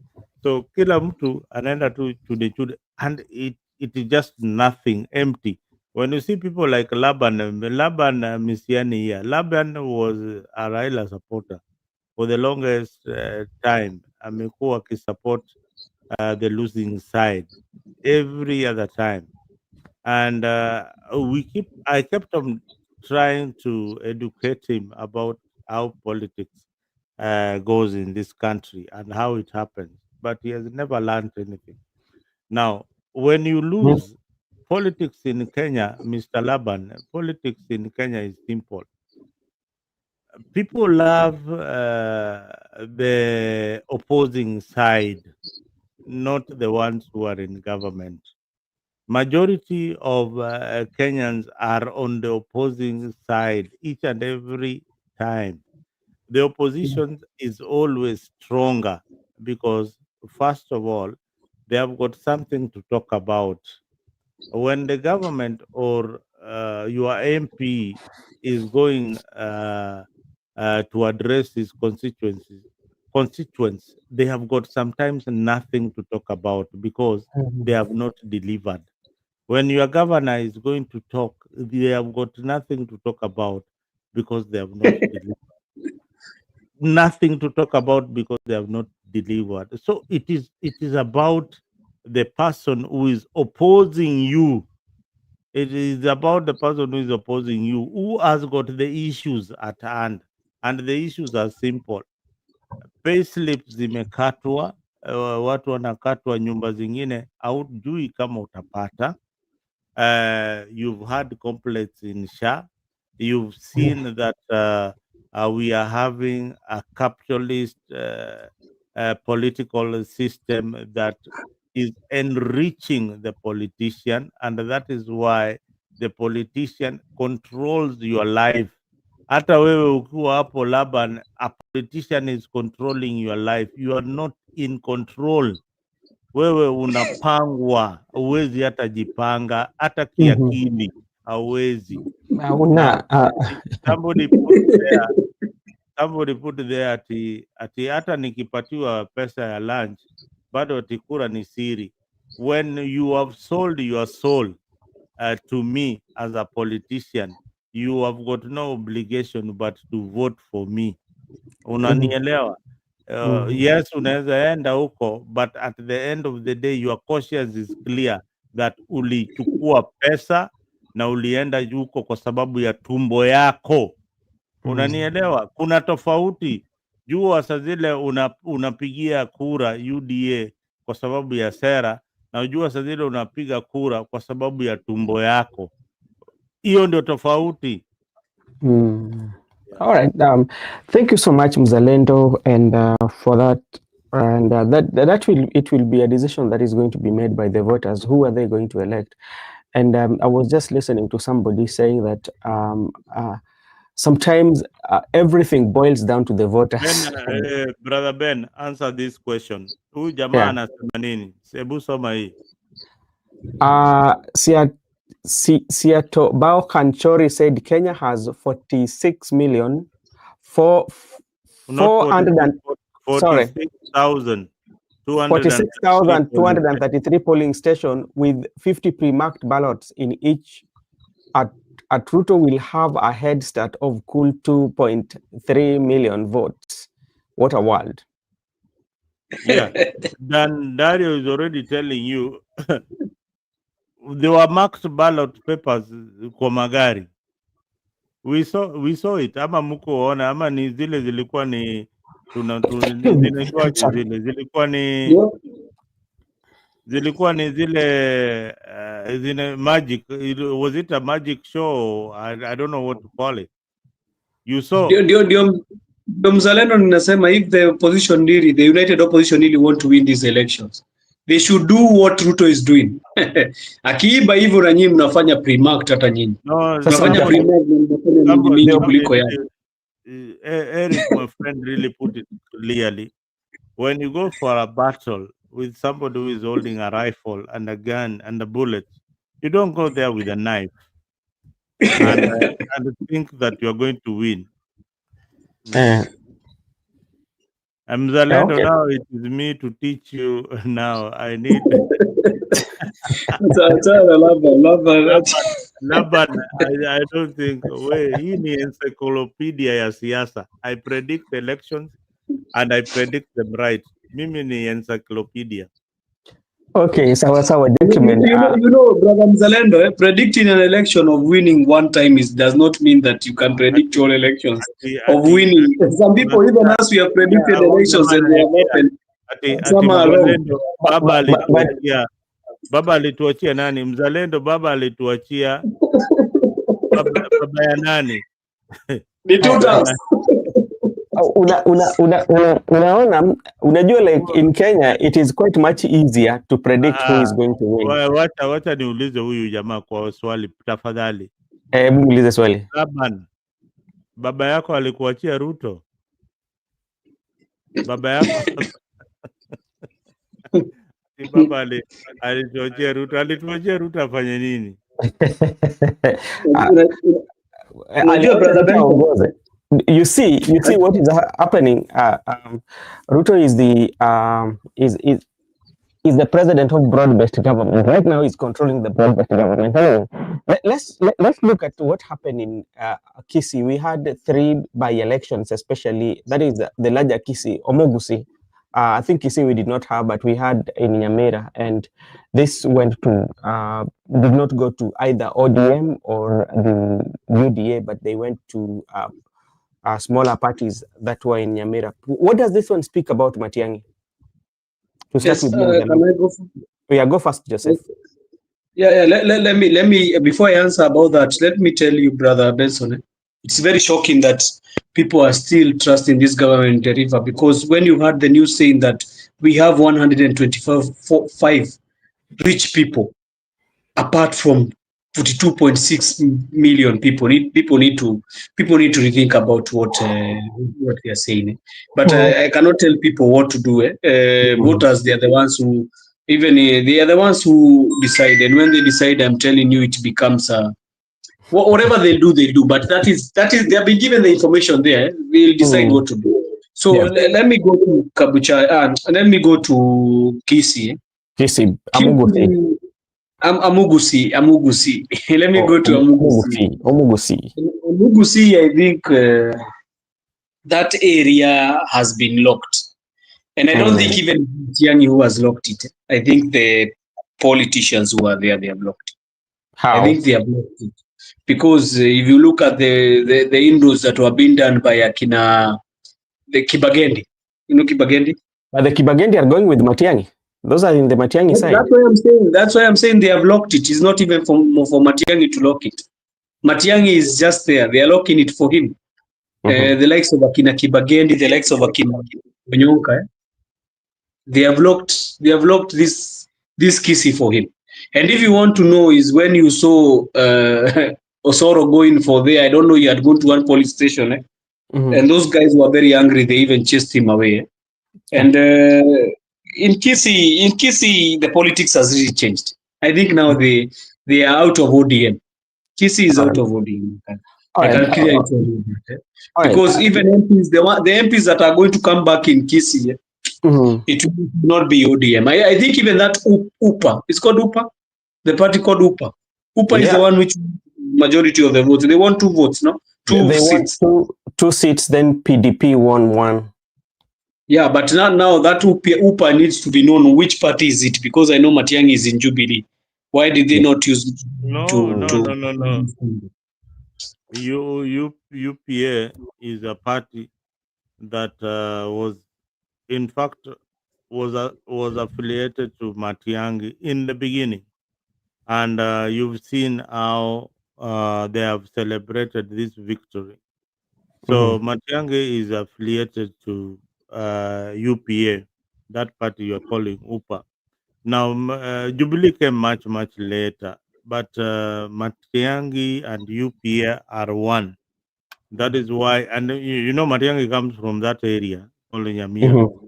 Nyamira. So it means that that area is even this Laban guy comes from Kisi, and he tells you that Kisi, you see, Dan Dario is also telling you Matiangi founded UPA. I think now you agree. By the way, Laban Masiani needs to tell us what happened to his home ground. No, He's Yeah, no, talking that's no. what. home. He's talking He's away. He's not telling you. talking You home. know what? You cannot You talk know. home when you're talking. Lisa, you know what he's saying? He's saying that Kisi, they vote with emotions and they will vote for Matiangi. That is what Mm-hmm. he's saying.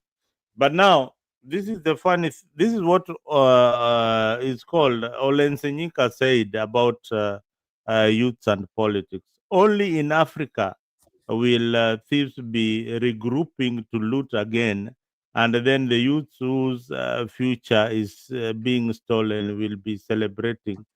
People like Laban Messiani are celebrating the looters of the economy, and Mm-hmm. they are busy clapping that now we are in the broad base, we are doing everything, we are in government. They are celebrating looters, and yet there is nothing that is even getting from these looters. Nothing.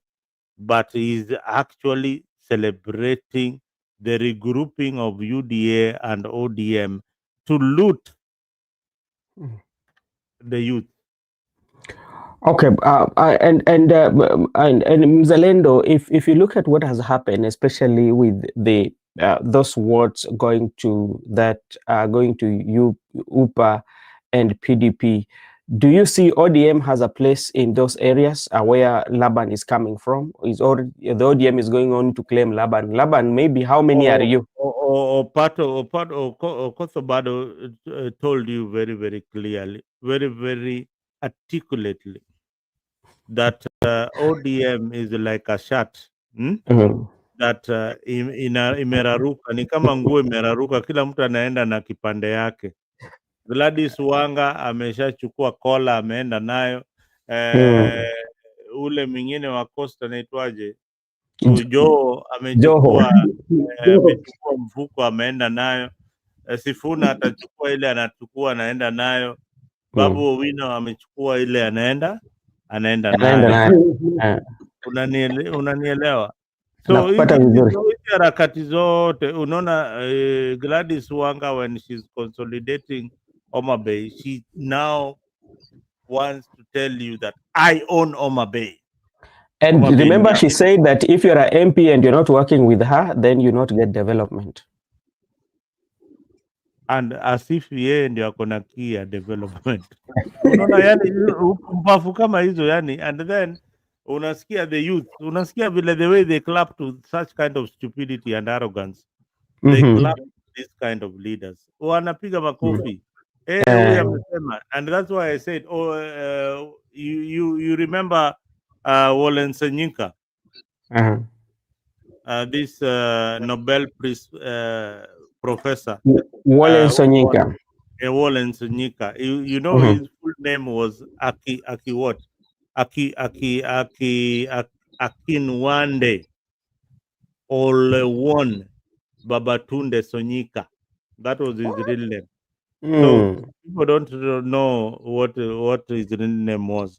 But this guy said it very, very clear, very, very articulately that only in Africa will thieves be regrouping to loot again, and the youths whose future is being stolen will be celebrating the looters. Mm. Mm. Mm. Brother And Benson, before yeah. you continue, I want Mm. to make a comment on what we are discussing here. So even the people in the comments are discussing with us. I Yeah. want to make to laugh at a comment that Laban has said that what does he actually say that wameshinda Uh, all the seats in Kiti Upia, but Ruto for president. So I want also him because he told me to use the elections. He told me I don't talk outside the results. Let him talk about the results. At home ground ni kubaya. Home ground mm. si kuzuri vile angedhania. It's not the same as the way he's saying in Homa Bay or in Mbere North. I think home ground ni kubaya. In Okay. Kisii, Mm. things are not working. Things are not working for Ruto in Kisii. So he All needs right. also to know what to do. You see, brother, and that is why I had Dr. Milton Nyariko on my show yesterday. Mm-hmm.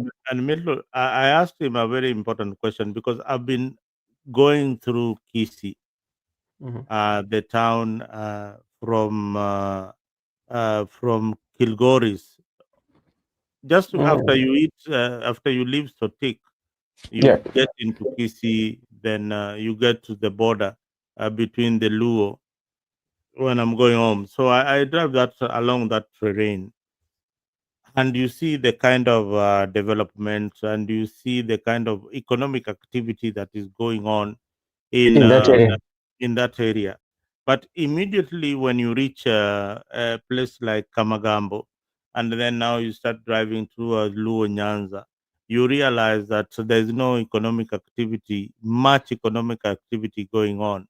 So this tells you a lot. Then I ask, Mm. okay, when you now go to Kiancha and you try to use the roads that are in Keumbu and those areas, the roads are very, very good. Are actually tarmacked. They Yep. were tarmacked way before the ones in Luo Nyanza. Then you ask the residents there that how do you guys really get these things done? Because we in the other side, who are our neighbors, we can't get these things done. They, you know what they told me? Yeah. For us, when an MP or an MCA is not working, they don't care about the party. Mm-hmm. They will kick him out. So TC elections are driven by policy, and they are driven by service delivery. So people in Kisi will definitely vote for the right candidates compared to many other regions in Kenya. Mhm. All right. Before Zalendo, before we go to the last lap of this, you spoke about the issue of youths, on how the youths are maybe clapping when the resources are being taken with this the elites, political elites. And also, my observation also was that I saw the majority of youths. These were the bloggers, especially for the government, and even for the opposition or for the candidates that they were supporting. And the same youths, that is the constituency that at least like people have been talking about the Gen Z, the youths and all that. Do you see themselves still making significant decisions when it comes to 2027? Because during this by-election, a good number of them were missing out. A good question, Brother Ben. Very, very good question. And this is what I've been pondering the whole day, is that there was a very good opportunity for the Gen Zs in these by elections to participate, either to support the government or to support the opposition. But instead, they took a back seat. Now, remember, the Gen Zs in the next elections will be forming like 70% of the electoral block in Kenya, Mhm. and they are not participating, Yeah. and they could tilt the scale if they had participated in these elections the way they came out in parliament. So what Mhm. happened to this group called the Gen Zs? Now you hear stories that they are not even taking votes. Yeah. And now Kenyan youths are the largest voting bloc. Now, the largest idiots are also used by politicians. Those are the people you see in Jacaranda supporting the government, yet they don't have any. They wake up each and every day to go on air and say that Ruto kumi bila break, but hawana kitu kwa mfuko. They depend on the handouts by the political class instead of giving them a proposal. Sisi kama vijana wa Jakaranda tunataka usaidizi, tupatie ajira, but instead they resort to political rhetorics. Now the youth unemployment is very very high. Almost 60% of the youths in Kenya are not employed. Hmm? And they don't have any kind of steady income. Many are recruited to dig holes, inaitwaje kazi kwa vijana, Mhm. uh, and those jobs are not sustaining. They only last for a few months and they are gone. Now, some of them are bought for 200 shillings. Others are even given T-shirts. Others are given alcohol, and others are given wapeleke unga nyumbani. Wengine Mhm. tuliona huko mbele wanapewa nyanya na kitunguu, yeah, as a political tool. Mm. So uh, when when when when the poverty level is very very high in a certain region, and this takes me back to Kisii, the poverty level in Kisii compared to the one in Nyanza is different. The poverty level in Kisii is not as high as the one in Luo Nyanza or in Mm. Kuria. They have Yeah. got the youths there have got something to lean upon. Either they are Mhm. wanapeleka kitunguu sokoni, wanapeleka cabbage, wanapeleka nini. wanauza, wanapeleka pale daraja mbili, there is something going on. So bribing them becomes very, very difficult. Now, the other youths are cheap. They are the ones that on a weekday, unapata rally imejaa. Hmm? On a weekday, rally imejaa. Monday, if you ask youths in Kisumu, wakuwe kwa rally from Monday to Friday, hakuna mwingine atakwambia naenda job. Wachache sana. They will be there. So long as tunapata nini at the end of the day. Unapata So, pesa. yeah. And again, let us not forget about the tribal loyalty that is in our politics. Yeah. So But some youth are mm, are uh, are tribal. They are not pushed by the agenda. They are not pushed by what the expectations are. You see, for us, when we participated in politics, we wanted a good future when we were youth, a good future for us, and we knew that Raila Odinga is the one who is going to provide for us this future. So the youth today have allowed themselves to be corrupted. They have allowed themselves to be punished on behalf of the politicians. They're the ones who have allowed themselves to be cut by machetes on behalf of the politicians, not on anything. Wale youth wote wale walikuwa maimed in these by-elections. They were maimed because of what? Because of the politicians. True or false? yeah, that is True. true. And my question to you is this: even if a majority of the youths, especially when you look at in terms of tribe based on the rural settings, because like in our rural settings, you will find that even the majority of those youth, they will vote according to how the people are voting based on the political parties, but that one could not still make them not to turn out to vote. Now the Gen Zs are asking themselves very hard questions. They're asking very hard questions. Why do we have to participate in a process that can be manipulated? Okay. How do you participate in a process that you know at the end of the day the ruling coalition will steal your votes? Mhm.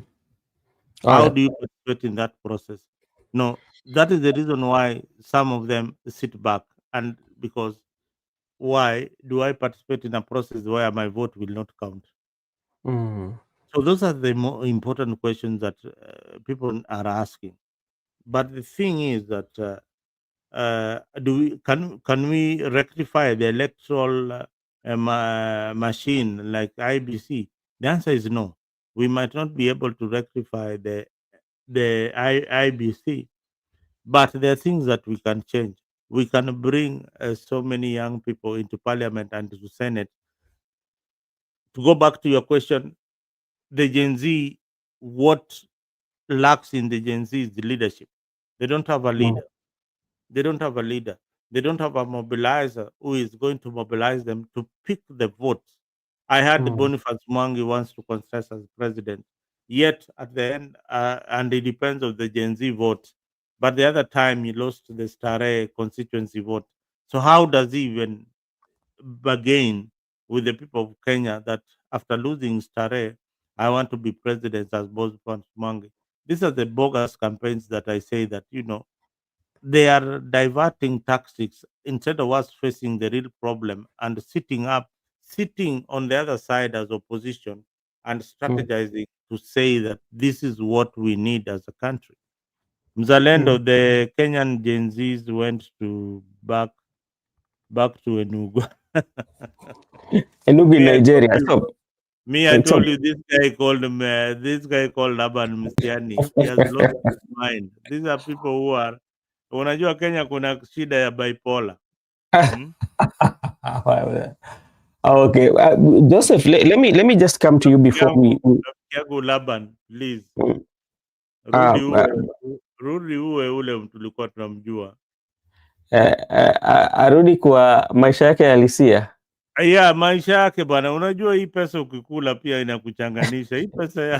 hii pesa ya wanasiasa ukikula unakuwa na wazimu. Angalia vitu unaandika. Hata wewe ukiangalia a few years, 3 years down the road tumekuwa tukijuana na wewe.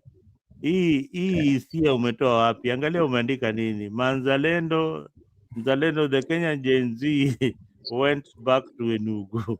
Angalia vitu Enugu, anaandika. I think he's talking about Enugu State in Ile Nigeria. kitu hata mmenishtua sana ni kuniambia ati nani Laban Misiani ni wa kutoka Kisii. Kwa hivyo kwao wameonyeshwa moto, so anafaa hata ajue kama atarudi Enugu ama atarudi wapi. He contented akasema sisi kama Wakisii hatuna hope. UDA does not have hope in Kisii land. That is what he said. No, he said that they are going to win. He said Ruto is going to win. But the MPs are not going to be his. Laban didn't say that. Laban said it's here. He said that. He said that Kisii amesema nini itaichukua, lakini Ruto atapata 46% ya president. It's this one. This is what Laban said. Mzalendo. Sinaangalia Ben, all seats in Kisii UPA, but Ruto to get so naona amekwambia UPA itachukua kiti zote huko Kisii. Lakini Ruto atapata 46%. Sasa unaona hii Kisii nakwambia hao wa Kisii ni watu wazuri sana. Hao wa Kisii wako upinzani. Wote wako upinzani. Na hata upeleke pesa ngapi? Do you know how much money has gone in Kisii land? Empowerment. Pesa mingi. Kina Osoro wamepeleka sijui empowerment na kina Faruk kina nani. Hao jamaa wabadili, hawasikii, Mkisii asikii. Hata ukimwambia nini? Mogaka. Okay. Okay, leave my friend Laban alone. Now, let's go to the last lap, and this last lap is quite much interesting. And the reason why I wanted to finish with it because based on I was just looking at the internet, and you see that the entire this by-election it was all about Rigathi Gachagua and President William Ruto. People are not even talking about what happened in Mbere, but like you would see.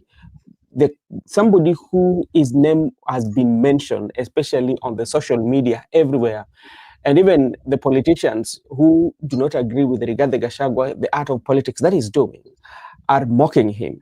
And they feel that this thing it was about Rigathi Gachagua, and that's okay because I usually say that ile miti ambayo iko na matunda mingi ndinapigwa nini? Mawe. Inamaanisha Rigathi Gachagua ni mtu ambaye kila mtu anamuangalia kwa sababu maybe is a force to reckon with. But now when you look at what happened especially in Mbere, to start with you Mzalendo, do you think this one is going to change the politics of the mountain?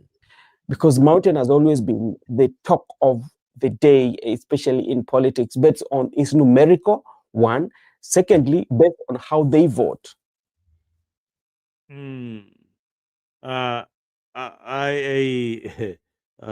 That's a very tricky question, but I'll attempt to answer it. One, I said this, Mbere ni Wameru. By extension, ni Wamberu. For the first time in the history of the Republic of Kenya, Wambere wako na mtu anaitwa deputy president. Anaitwa Kindiki. They regard that seat as an honor by William Ruto to appoint one of their sons to the highest seat, the second highest seat in Kenya. They will vote the same way in the hope that when Ruto leaves power in 2027, their son can be the president. Now, what is so tricky? Why did Ruto throw that bait in Mbere? I told you in the beginning, Ruto is a smart, shrewd politician. only me, Mzalendo, understand Ruto better than anybody else. And you remember when we campaigned for him and he won. I can tell you he's very, very shrewd and he knows where to press.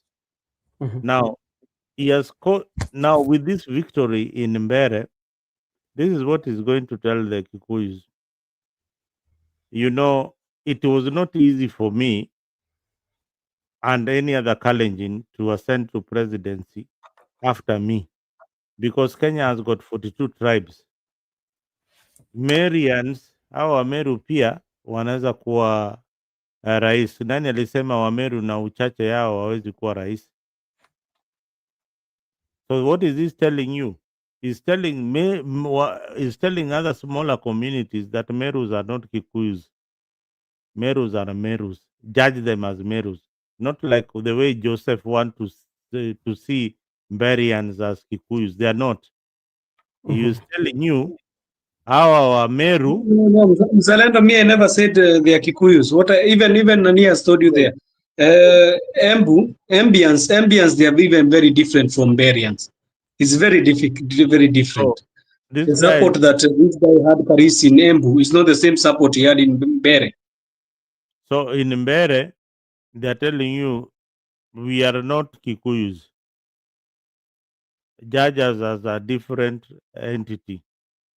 So when he brings that kind of political dynamic, then the Kikuyu in Nyeri knows that these guys are our cousins.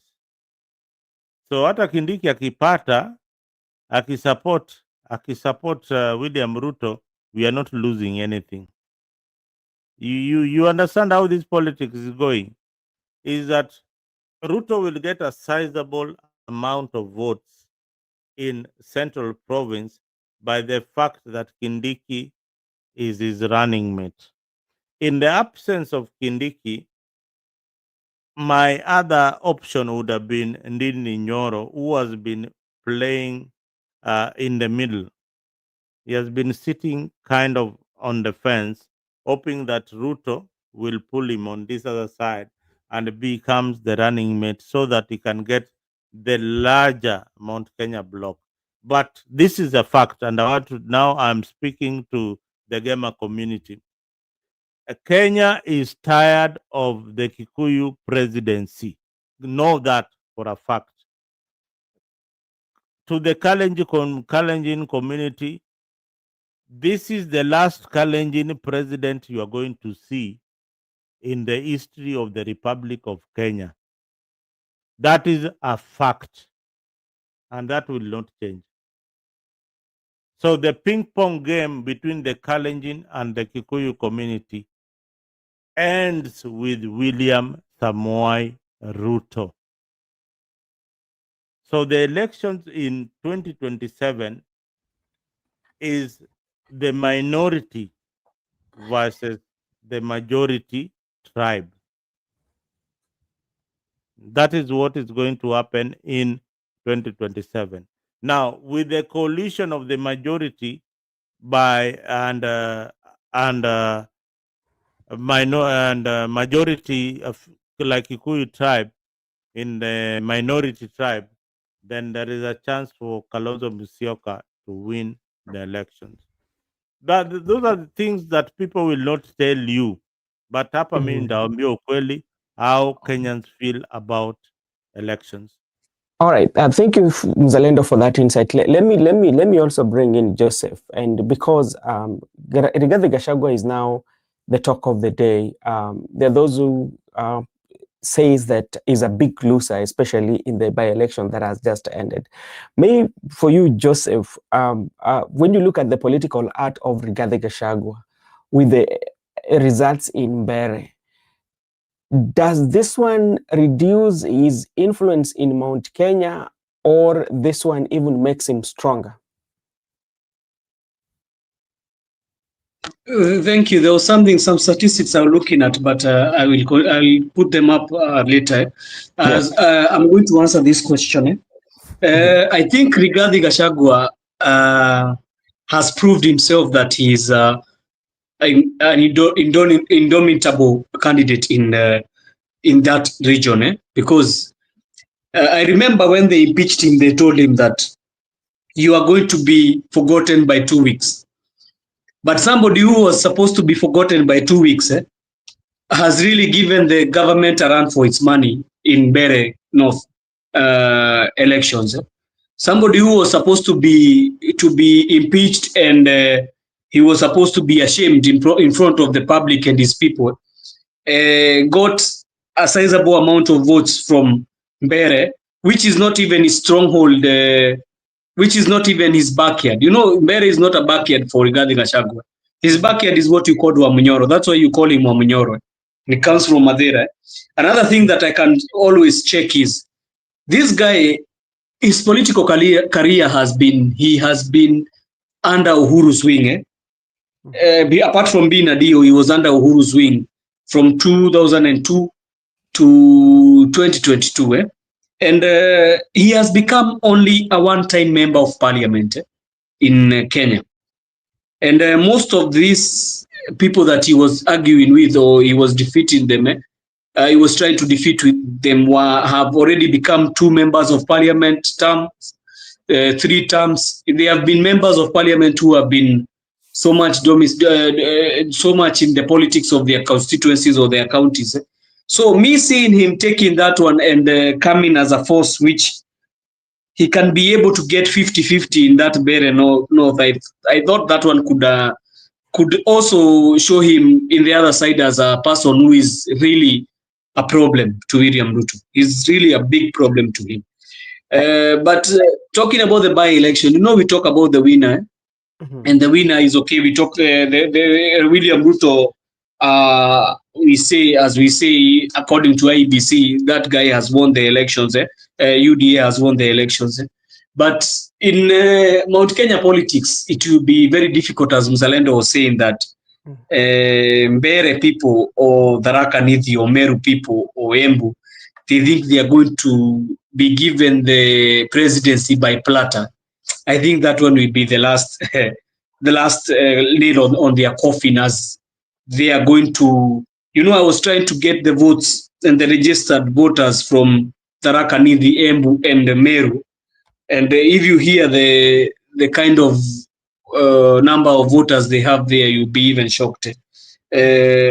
So if they are going to try and do that game, I think it will be a game they will regret. Even if the Ruto becomes president 2027 and they think they are going to take that seat by mantle in 2032, I think it is a far-fetched game they are trying to play, because I checked the votes in Tharaka Nithi, Meru, and Embu.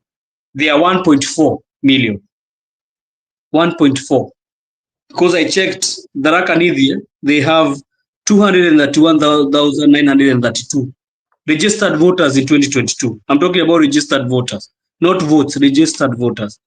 Meru, they have 772,139. That one even is the highest, because when you go to Embu, they have 334,302 voters.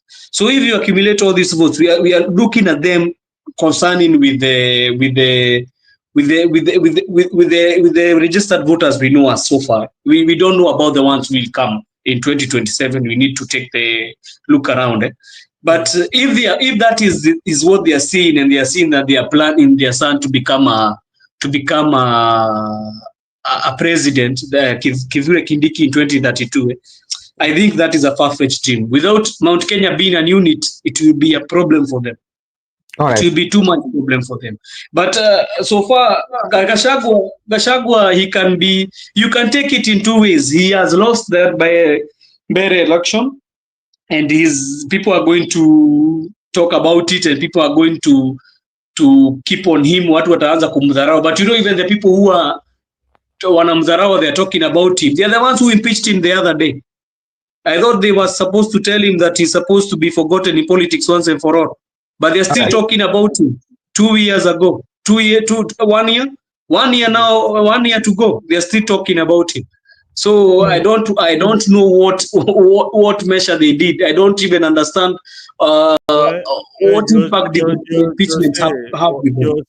Jose, wacha propaganda. Gachagua is Gachagua a member of DP? And that's what I want to ask No, you Mzalendo. unaanza kutuambia Gachagua lost election. Gachagua ni leader wa political party gani? Mimi sitaki hata kuiangalia hivyo yote ilikuwa United Opposition. Hata ukisema alikuwa DP ama alikuwa Jubilee ama ilikuwa nini. It's all about election. It's all about perception. It was all about Ruto versus Rigathi Gachagua in Bere. One thing I'm telling you, I'm trying to tell you is I will not look at it that way. whether you look at it that way or don't look at it that way, if the government was intended to steal those votes and they were intended to take that seat, even if it could have been a DCP candidate, it could have been still the same result because they could have tried themselves so much to steal. Mbona wakuiba Narok? No, they were looking. Wewe Mzalendo, si ndio umekuja hapa ukatuambia Ruto alifuta huku ndio ajaribu kupata kuangalia ground yake. Si ndio tu umekuja ukatuambia hivyo. Ruto ni alienda kuvuta ule MP wa Narok. Ule MC wa Narok. Hakuenda kurumua MP wa Narok. But si ndio alienda akachukua MP akamfanya CS. You want to mean there was no other CS in that region to be put there? Ni watu wakubwa wamekosekana wa Mbere. Alikuwa anatafuta kura. And now that's what I'm trying to tell you. That's what I'm trying to tell you. Whether you look it as DCP or DP, what he was trying to see is how he was trying to measure himself against Rigathi Gachagua in that region. That is what he was trying to do.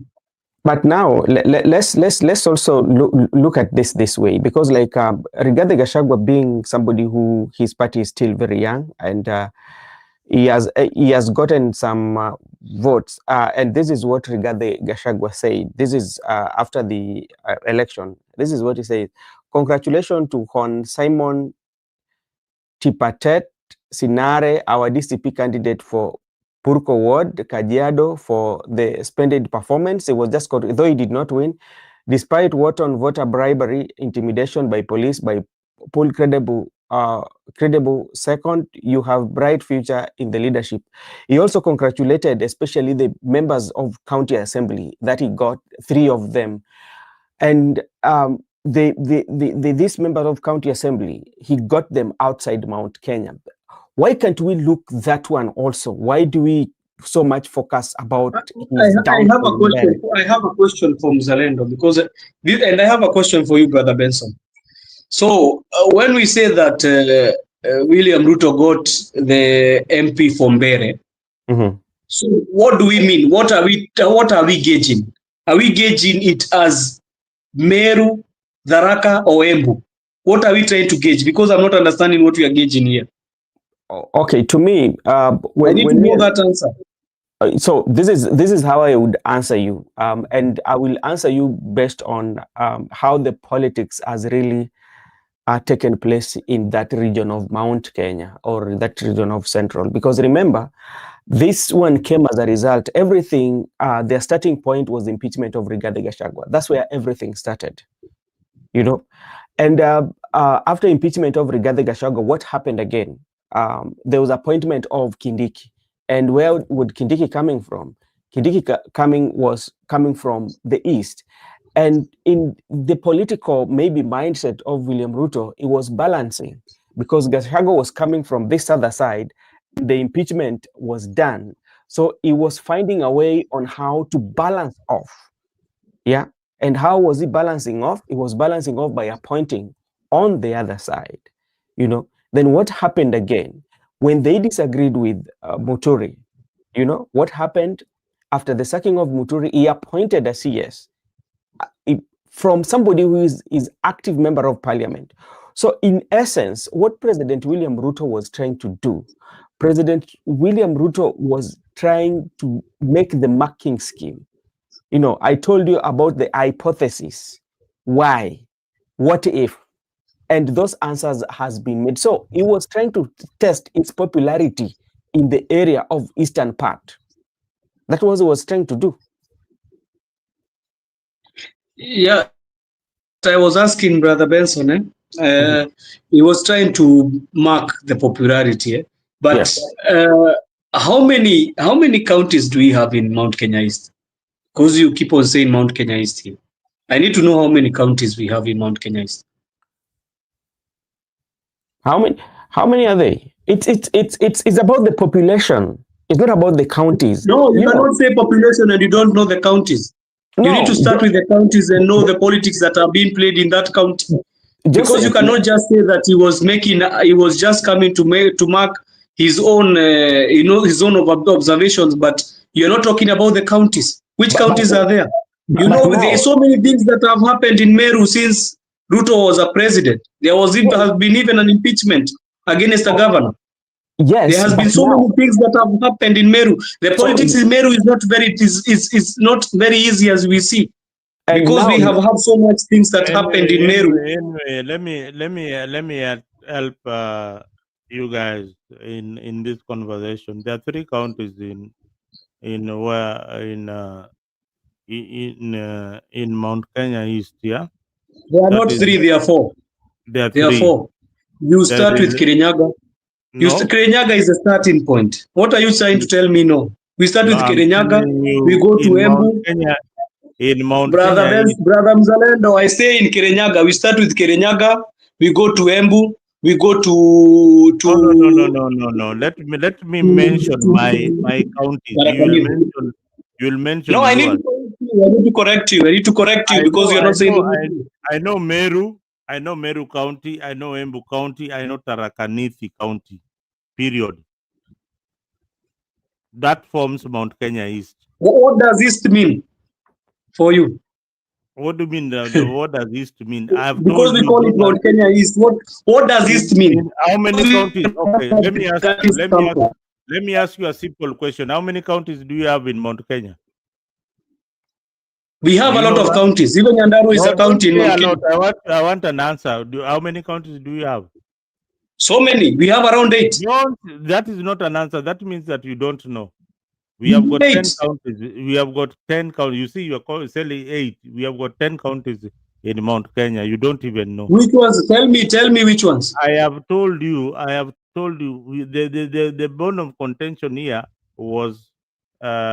No. You cannot tell me how many counties. You cannot say 10 and then you leave that statement not answered. Which are the 10? Tell me the 10. You've told me 8. You say the 10 first. Tell me the 10. You know the 10. Tell me the 10. My friend, then so are you trying to gauge my knowledge in this subject? Yes, I'm gauging it because you said 10. You cannot leave a statement you have said not answered. We have people. Let us go back. I know them. I can count them for you. But let me go back to the main subject here that we are talking about. We are talking about the counties in Mount Kenya East. You have mentioned 4. You have mentioned Kirinyaga as one of the counties. Why do you place Kirinyaga with Meru and Embu and Tharaka-Nithi? When you answer the question, I told you. You see, Zalendo, you don't want me to talk, but you want to talk. You don't want to understand. You want only to talk. You don't want to listen to what I'm saying here. Okay, I've asked you why do we say East? That is when you answer that question is when you are going to understand what I'm talking about. Why do you say East? Give me your answer. Why I talk about East? We talk about East because of even the language that they speak. It's not the same language, Kikuyu language. It's very totally different. It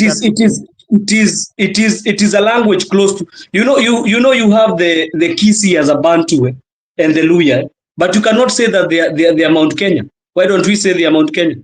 We always say they are Bantus, but they are apart because these guys, even Kamba, they are supposed to be among the Gema, but we don't say they are there. Why? Because of the language.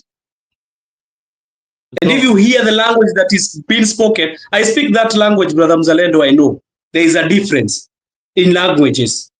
And I can tell you when somebody is speaking from Embu, even Kikirinyaga, is very totally different from what I'm speaking as myself.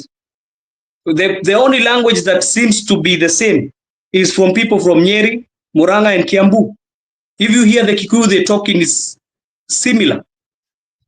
But just go and listen to them. That's why we hear there is, all of these counties, They are all together in one region called Mount Kenya, and they are in a certain region. All of them, they are bordering the Mount Kenya region, and that's why you hear they are being termed as East and they are being termed as West. I came here and I told you, Mzalendo, that Brother Benson, that do you know Embu at one time was in Eastern Province? I came and told you that. So which counties now that are now were in Central Province? Which counties were in Central Province at that time? Because you can check even Central Province in your phone. Tell me which counties are now that were there in Central Province. Then you can be able to clarify everything I'm saying, if I'm wrong or I'm right. But as for the counties, I said 8. I'm adding like Kipia, and I'm adding. We have like those are 3, 4, 3, 7, then 1, yeah, around 9. Then they call Nakuru as a diaspora, Brother Benson. Yeah, That one is called diaspora. diaspora, Kikuyu yeah. as diaspora. They are called Is Kikuyus as diaspora, but it's not Mount Kenya as a diaspora. excuse me, is Nyandarua County? Yes, I've already counted it. I've counted them. I'm counting them with my head. I know them at the back of my head. Even like Kipia. Okay, I've counted them like the back of my head. But come, Nakuru, the one you had in Nakuru, because I see where you're getting 10. Nakuru is a diaspora. It's the same you can say. It's the same you can say in Dagoretti South. It is diaspora Kikuyus, Brother Benson. Ni kama wale wa Kikuyu wako Nairobi. Do we say that one is Mount Kenya? Do we say Nairobi is Mount Kenya? Why I don't know why it is saying that the link expired. I tried to send the link and they're telling me that it's expired. Let me see again. Let me try to resend it. But we're almost closing. Let me see. Big Body Roddy 68. Hey, my wife says she went to high school with you. Do you know? Jenna told she went. If she wants to know who did she go with, Joseph? They are saying the link has expired. Kwa hivyo tuko live ama hatuko live? Mzalendo tuko kwa we are live. We are live. They are saying the link expired. Oh, is the link? No, let me try and send it again. On my channel, I'll see it when we are. But I like Mzalendo. You know why I like Mzalendo? Mzalendo always understands some politics. You know, Mzalendo has been here for quite a while. But I was counting the Mount Kenya as Mount Kenya, brother. I told you. Mzalendo na hesabiki Mount Kenya. You are omitting some things technically. Jose, you know I'm right. You know I'm very right. That is something Lakini Mzalendo hiyo ya Nakuru hapana. Mzalendo hiyo Nakuru hatuwezi hesabu kama Mount Kenya saa hizi. Kwanza Nakuru is a contentious nini? Bwana. Hakuna kitu kingine, wacha kudanganya hapa. Kwa hiyo Mzalendo unataka kusema Gachagua atashinda Nakuru? Of course, Nakuru kwa kina Molo huko ni hizo ni makaunti za Gachagua hizo. Molo, Nakuru, Naivasha, hizo Gachagua atachukua yote. Nakuru, I think what happened is really the diverse popularity that was spread out by Kikuyus. That is what makes it even. But you know Nakuru, why Nakuru I fear it most.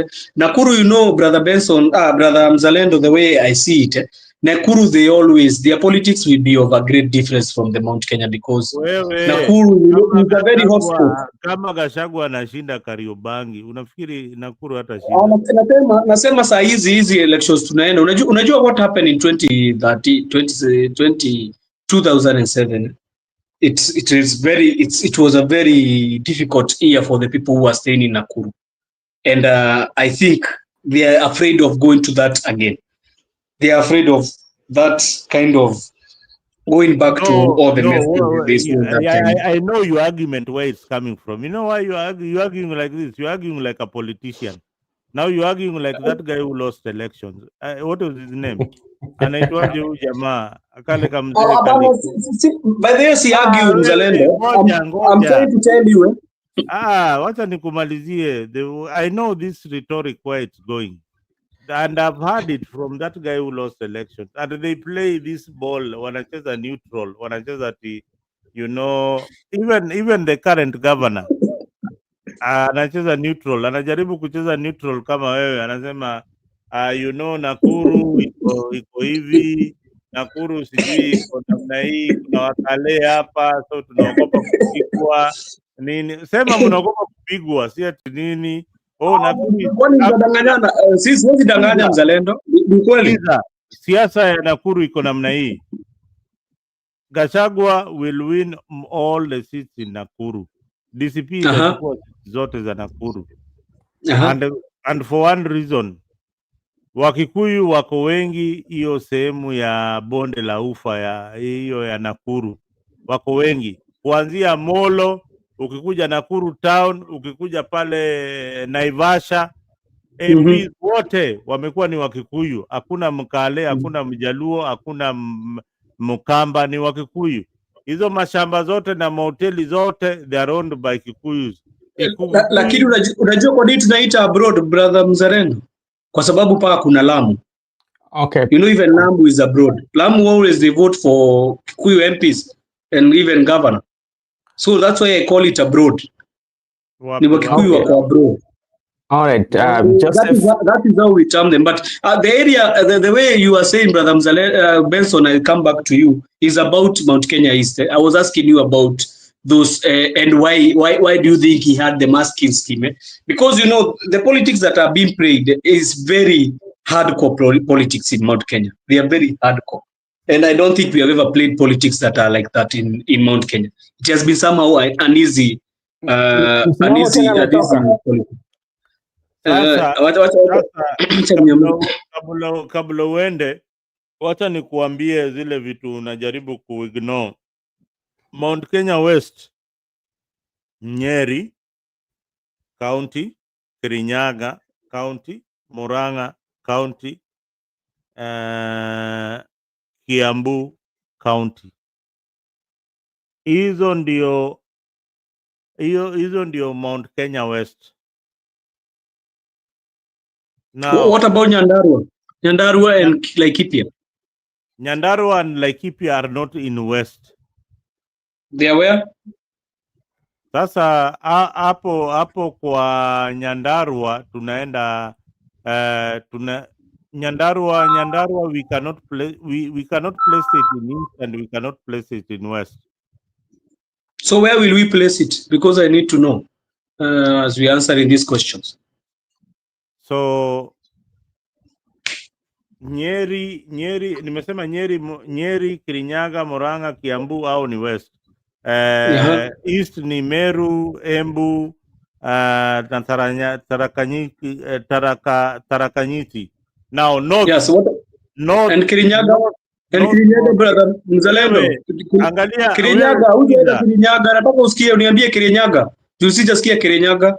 Nimekuambia Kirinyaga ni West na nikakwambia nikakwambia Laikipia na Nyandarua all the time. When you quote the politics of Mount Kenya, always know that they are on the northern side of the slopes. Au ni north. Yeah. So the North Mount Kenya. Hiyo ni North Mount Kenya. Okay, Zalendo and Joseph, let me take this opportunity. We have our two guests here. We have Msimamo and also we have Simba Nataya. Wacha nianze na Simba Nataya. Simba Nataya, sema tusikie maoni yako.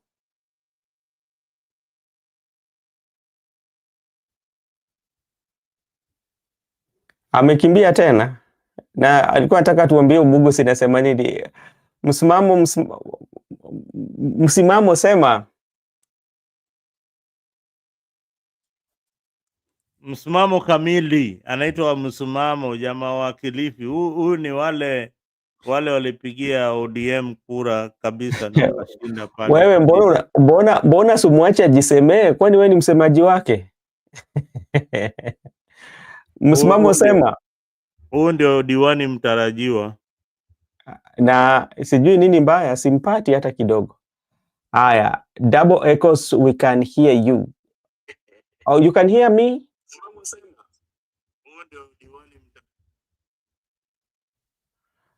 double echo, wanasema wanaweza nisikiza, kwani shida ni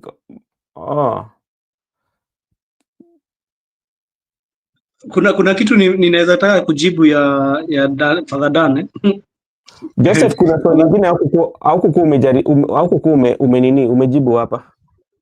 Ndio nimeona hata hiyo ya Father Dan anasema ati mid so if Laikipia and Nyandarua they are mid, so it means most of the MPs there they are supporting Gachagua, but they are in mid.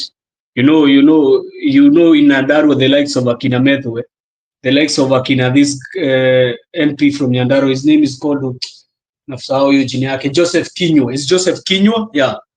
Joseph Kinyua, yeah. Most of them so I would like to see that mid east, because me what I've been knowing I don't look at Mount Kenya as vile mnasema east ama west, vile mzalendo wanasema. I look at it with the way people are talking, their language that they are talking, the language that they are speaking. Wewe ni Mkikuyu unaongea Kikuyu, wewe ni Muembu unaongea Kiembu, wewe ni Meru unaongea Kimeru, wewe ni Mdharaka unaongea Kidharaka. That is how I look at the Mount Kenya division. But Joseph, what about the regions? Joseph, you can keep them like that. Even Kirinyaga. Okay, mzalendo, ngoja niulize Joseph swali. Kwa sababu sasa hapo utakuwa unatuchanganya.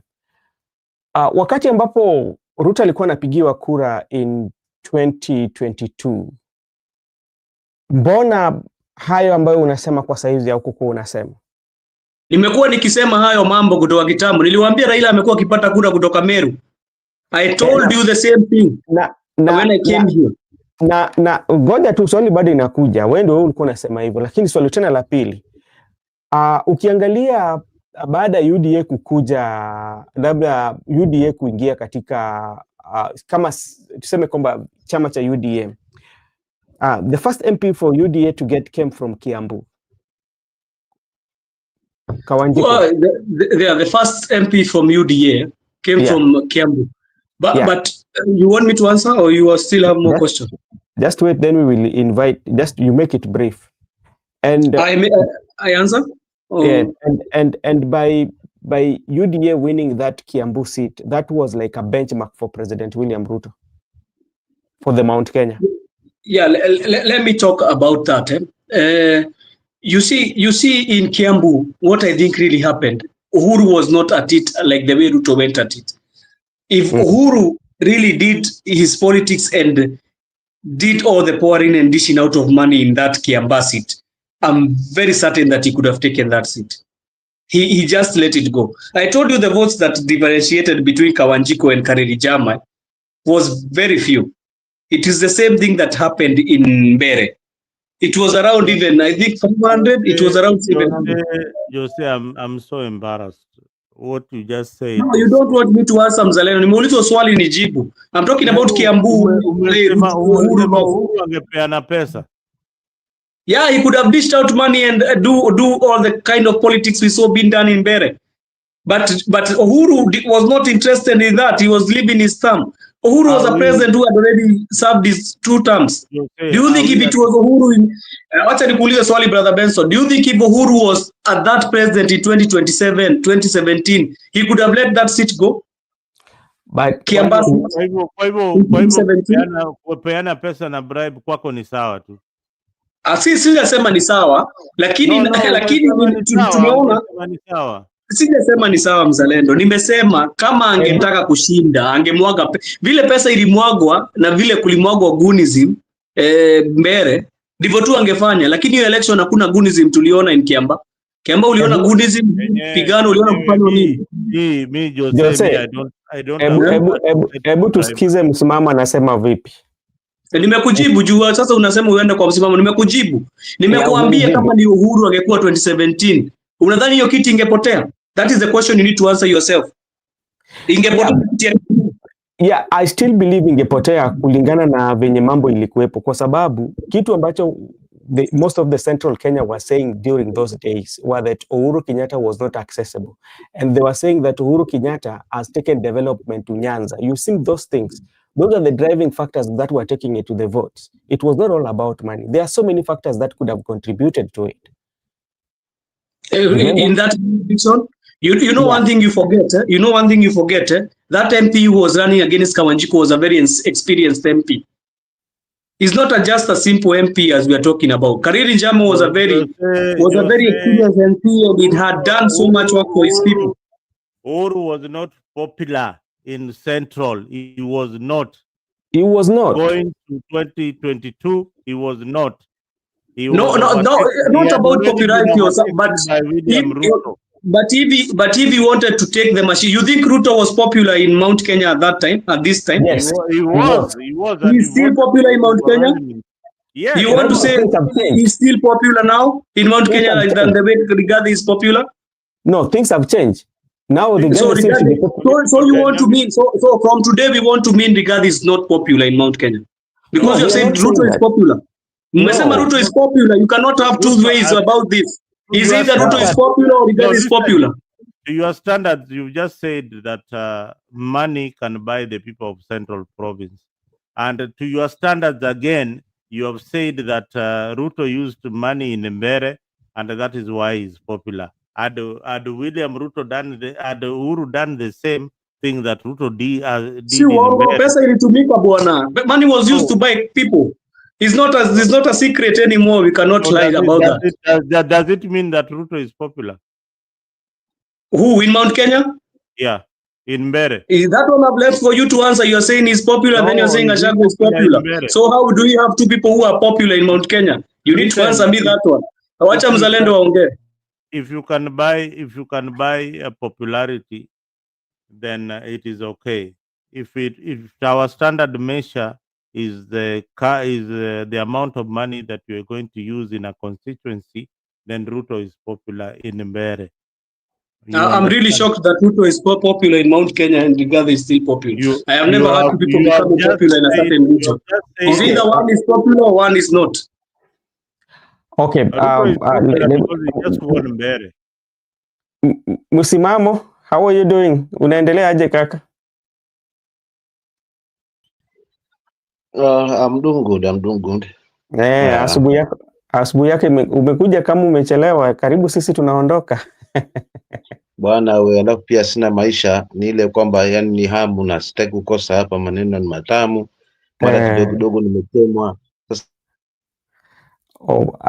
Asante sana. Hebu tuambie maoni yako kulingana na yale ambayo yalitokea hii wiki, sana sana tukiangalia uchaguzi hizi ambazo tumekuwa nazo, matokeo. Nasikia roho sasa tayari, wacha mlifanye. Yeah, okay, sema nisikie. Sio kama mnanipata vyema kabisa. Mambo ya nini hiki kitu kilipangika hapa, tuangalie tu tofauti ya hizo numbers na ushindi, tutajua nini kilijiri. Ule ushindi ambao tunasema huyu kafanya hii, ule cha popularity hapa labda mnaambia manipulation, labda it takes place, ilichukua nafasi yake. Na tu kama ni kuangalia, ni lazima tuangalie vitu viwili. Pesa ilitumika kweli, lakini sidhani kwamba pesa ndio ilileta huu ushindi, kwa sababu ukiangalia hiyo nafasi na hizo gaps, lakini matokeo yalipikwa mahali. So lazima sisi hapa tuambiane kweli, tutafute pale ambapo ugonjwa upo. Tusiseme tunaumwa na kichwa alafu naenda kwa daktari anasema naumwa na mguu. Tuangalie ili nyungu na pika haya matokeo, hapa ndo kwenye ubovu. Lakini si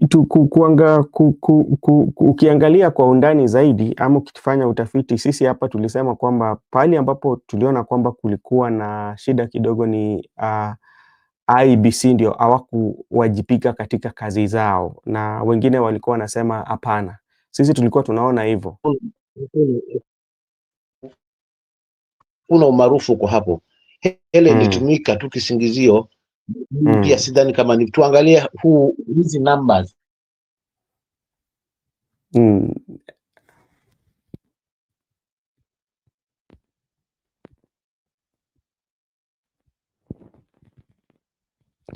Haya, kinakaa msimamo kidogo, itabidi Joseph, kabla tujafunga, kuna kitu ambacho inafaa tufafanue hapa kidogo. Joseph, rudi, hebu weka kamera. No, I'm very shocked by Father Dan saying that he is popular but he's negative. Me sielewagi, utakuwaje popular and you're negative? Me, this is the first time I'm hearing about your popularity and you are not like... Si ndo zimenitatiza ndugu zangu laumu mara naongea. Okay, ulikuwa unakwama.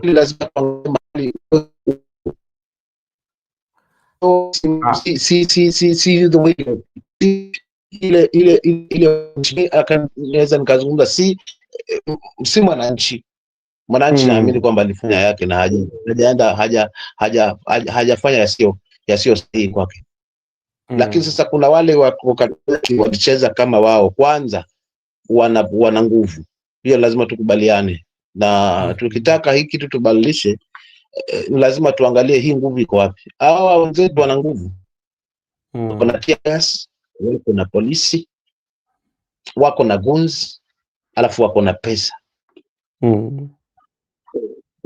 Hivi vitu lazima tuangalie kama kweli tunataka mabadiliko katika hili taifa. Unajua inakuwa ngumu. Mimi nakwambia amani, nimebeba kitambaa cheupe, mwenzangu unanipiga na tear gas. Sometimes inakuwa tuko wawili tofauti hapo. Kwa hiyo na matokeo kimtazamo wangu na gaps na vinanifuatilia huu kwamba ni ushindi wa kutengeneza, si ushindi wa mwananchi. Tutanganyane hapa. Achie hapo kama kuna lolote lile, lakini kimtazamo wa msimamo. Asante. Okay, sawa. Asante sana kakangu. Najua hata tunakaribia kufunga. Naona ndugu yetu Gitonga pia leo amekuja. Gitonga ni siku mingi sana.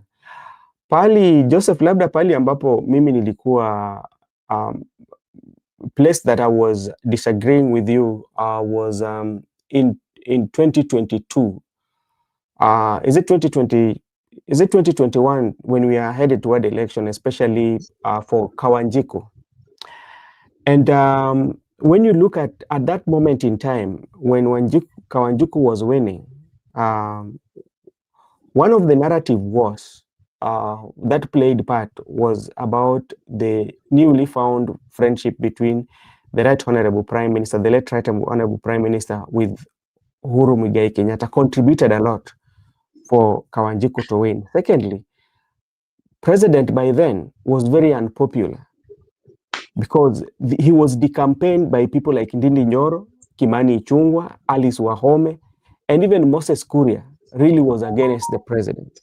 So during that time, if you look at the popularity of President William Ruto, then when he was a deputy, he was very popular. And remember how many several trips did President William Ruto make? Especially every Sunday, President William Ruto used to be in Mount Kenya. That is one. Secondly, he used to say that he's giving access, especially to people of Mount Kenya, the things that President Uhuru Kenyatta did not do for Mount Kenya. He was ready to do them when he's elected president. And that's where Rigathi Gachagua even differed with the president. So during that moment, during that time when Kawanjiku was being elected, and the UDA was the fresh, was a new political party in the bloc, revamped. Popularity of President William Ruto as compared to Uhuru Kenyatta then in Mount Kenya. President William Ruto was very popular then. And that result of Kawanjiku gave him even more motivation to keep campaigning and made him to give him assurance that he can win the Mount Kenya. Brother Benson, I think you have asked the question and you answered yourself in the same question. What have you talked about Ruto? What did Ruto do? Because you have said something there before you said about... First, I talk about popularity.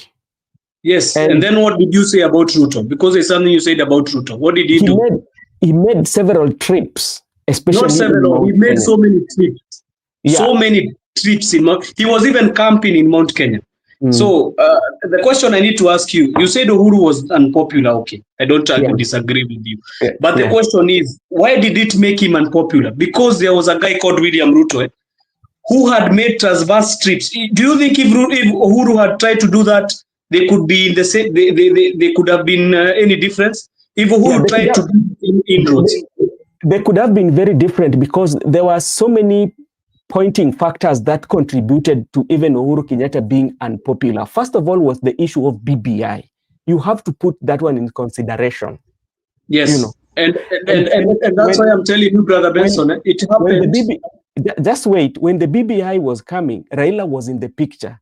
And if you look at the history of Raila with the Central Kenya, those are some of the things that you have to put in place and look at. So let me ask you a question, Brother Benson. Right now you're saying Ruto is popular in Mount Kenya, but you're also saying that he joined the broad-based government. You know, I'm hearing people are saying like that. He also joined the broad-based government. Let me tell you something. You're not understanding me. No, you don't want me to answer. You ask me question, then you don't want me to answer, Benson. You cannot ask me a question, then you don't want me to answer. What you are saying that I'm saying President William Ruto is popular is wrong. I'm telling you, then if you look at, I'm talking about Kawanjiko. I'm not talking about right now. No, you said about Uhuru popularity. Yes. In 2022. No, I'm talking when Kawanjiko was being elected. I was talking about their popularity. That's what I'm speaking about. That is what I'm speaking about. I'm asking you, Brother Benson, did you know the candidate called Kariri Njama very well? Yeah, I knew him. Because I knew him very well. And he was a candidate who had been elected before, and they knew the work that he had done. But if you had to and heard what people said, they said that Kariri Njama, the thing that made Kariri Njama to be won that election, is not that Kawanjiko was very good and popular. It is the party that Kariri Njama used. He used Jubilee as a party, when in turn the people of Mount Kenya wanted UDA as a party at that time. They wanted to teach Uhuru Kenyatta a lesson. The whole politics of 2022 in Mount Kenya was to teach Uhuru Kenyatta a lesson. What was it for? And you bring it very well. You talk about you talk about the party. Okay. That's why I'm saying that Uhuru Kenyatta at that time was very unpopular because of the things he was bringing. I'm not refusing that. Uhuru Kenyatta was unpopular in Mount Kenya at that time because even the way he did it. But you cannot talk about a president who is about to leave power if he's popular or unpopular. His work is done. It's like saying Moi Kibaki. When Moi Kibaki was leaving office, Moi Kibaki also did not even seem like he wanted a Uhuru presidency. But Uhuru became popular in Mount Kenya and he took over the reins. At that time, I don't even think it could have been easy for, that this time they are saying that unataka kupatiwa Muthegi. They are calling them Muthegi. Uhuru took the mantle from Kibaki, even if though Kibaki did not want his presidency, he took it from him. And he continued to run for the presidency 2013 till 2017. The thing that happened in Mount Kenya clearly is one thing. Uhuru did not give up the mantle. That is one of the things that happened in Mount Kenya, clearly. And that's why you can see there is inbuilt fighting inside. Because if you could have tried to galvanize these people and bring them together, but which people could have you brought together when the people are the ones who are fighting you? So could you have tried to bring them? In 2013, 2012, when we went into 2013, Kibaki did not engage himself so much in the politics of 2013. So the politicians at that time, you remember the politician Akina Michuki and Kina Gitobu Imanyara, they were those kind of politicians who brought in Uhuru as a... I know even the video where Uhuru is being given the mantle. You saw that video? Where Uhuru is being given the mantle and told that he's going to be leading the community. So that did not happen in 2022, before we crossed to 2022, because Uhuru was feeling afflicted with what he wanted is not what even the MPs themselves. Unajua Uhuru alikuwa amedikampeniwa na MP wengi sana. Which MPs were campaigning for Kariri Njama? Even if you listen how you reason, so maybe to ask you a very simple question, let's say that somebody has asked you that during that time, what made Kawanjiku to win, especially? What were the driving factors that drove people to the ballot box? Kawanjiku was voted because of a party. It's not because he had good things to come and tell the people. It was about the party that he went with. And I want to disagree with Dan Dario when he said that people can be negatively or positively be. Raila was not popular in Mount Kenya in 2013. That one you need to know that. And I'm telling Dan Dario today, I know about 2013. I was there and I did the I was even on the ground doing some campaigns for some of my friends, and he was not popular in Mount Kenya. So he does not come and tell us that he was negatively or positively. Uhuru was popular in Mount Kenya that time. Then I cannot refuse with you. 2022, Ruto was popular in Mount Kenya. And Raila was not. And Raila was not, Brother Benson. We need to say these things, call them as they are. So that the question that I'm asking you, forget about those. The question that I'm asking you, and we will bring in Msimamo, because we want to know when Kawanjiku won, because in terms of academics, the competitor was well off. In terms of development, the competitor was known. Everything, he was beating Kawanjiku. Yeah. And you're talking about the party, that the party made him to be or to win that seat. Who was the owner of the party? At that time? Yeah. At that time, the party, the owner was William Ruto. Yeah, so which means, do you think he was popular?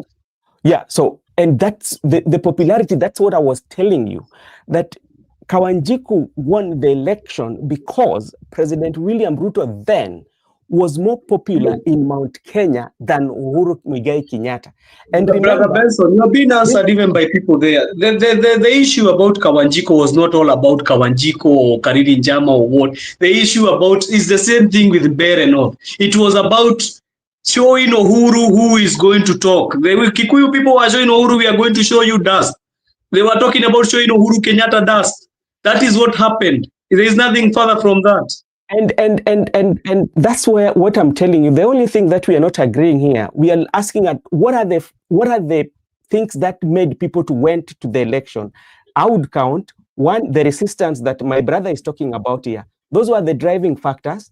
Two, there was the element of Right Honorable Prime Minister Raila Amolo Odinga and the BBI. Three was the element of the new party that was brought by President William Ruto. Those were the driving factors. And you have forgotten to put something that is very important. What Kikuyu perceived as William Ruto being tortured by Uhuru Kenyatta. Why are you not putting that? Yeah, so people in Mount Kenya thought Uhuru was mistreating William Ruto. Why are you not putting that as one of the points you are saying? There were many points and many factors. Many of them went and said that Ruto amekuwa kidhurumiwa, and Gachagua was one of the people who was campaigning that, saying Uhuru Kenyatta amekuwa kidhurumu huyu mtoto aitagwa William Ruto, amemnyima sijui security. Those were the kind of the things that were being talked at that time. Are we forgetting very fast? We are not forgetting. I agree with you 100%. I agree with you, and everything that you say, I agree with them 100%. By there, I'm not denying. But we have to agree that, especially like even what happened in Bere, and when you look at political holistically, even what happened in Bere, there could be a driving factors that made that guy to win, and we can count them right here. We can talk about the voter intimidation. That is a factor. Secondly, it's about voter bribery. That is a factor. Mm-hmm. Two, again, is about the political terrain where the Kindiki, the Gachagua effects, all those played a part. All those were factors that were considered, we could say, might have tilted the outcome of the election or the results.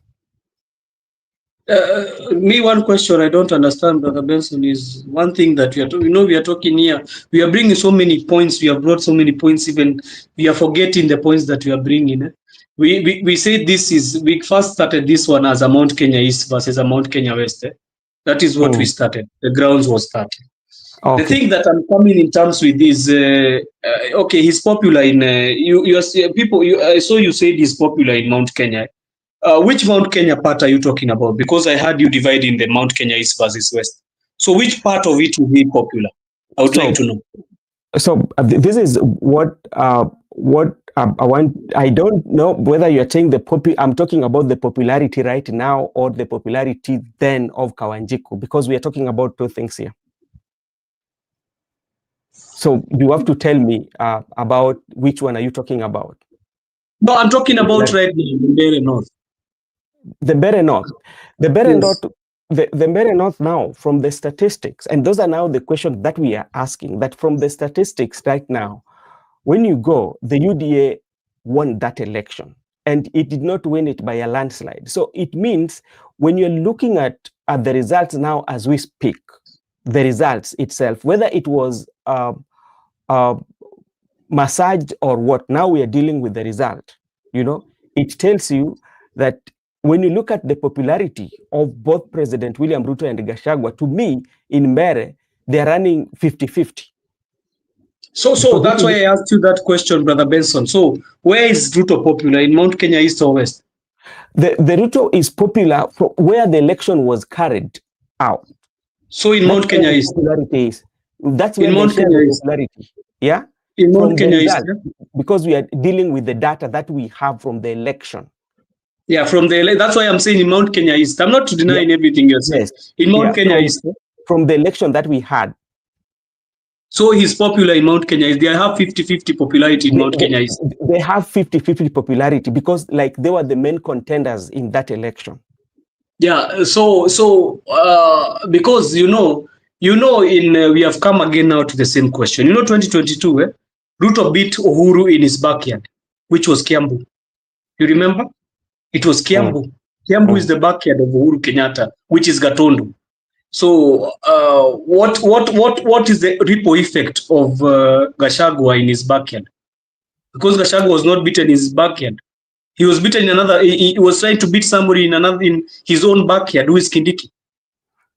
Yes. So now this is now what is there in now when you look at what is happening now when you go to, especially now, let's talk about Nyeri, where Rigathi Gachagua is coming from. Yeah, we can still believe right now as we speak. We can still believe that Rigathi Gachagua is still very popular in his backyard. Maybe, for instance, if Ruto can do this, the Nyeri governor or the Madeira member of parliament, if he point him, or let's say that Ruto appoints him to the cabinet position and that seat remains vacant, then we say, okay, let's go for election. Let's do the test drive. If it happens that the person that has been sponsored by the UDA wins on the Rigathi Gachagua backyard, then that one will tell us that the popularity of Rigathi Gachagua is going down. But if it happens that Rigathi Gachagua wins, then that one will be another story. Yeah, that's all I was talking about, and you've answered it correctly the way I was saying. You cannot pitch this one as a Mount Kenya testing ground that you have tested and you have seen Mount Kenya is like that. You know, Muzalendo people say there is a battle between how the Mount Kenya East is going to take over the presidency in 2032.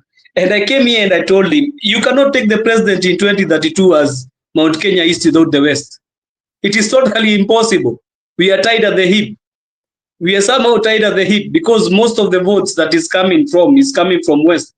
And let me educate Father Dan today when he's saying that they are Mid-East. There is no Mid-East or Mid-West or Mid-North. He says that you are somewhere, you are not anywhere. And for the popularity, you cannot have negative popularity, Brother Benson. If you are not liked, you are not liked. People don't like you. They are not going to support you in any kind of way.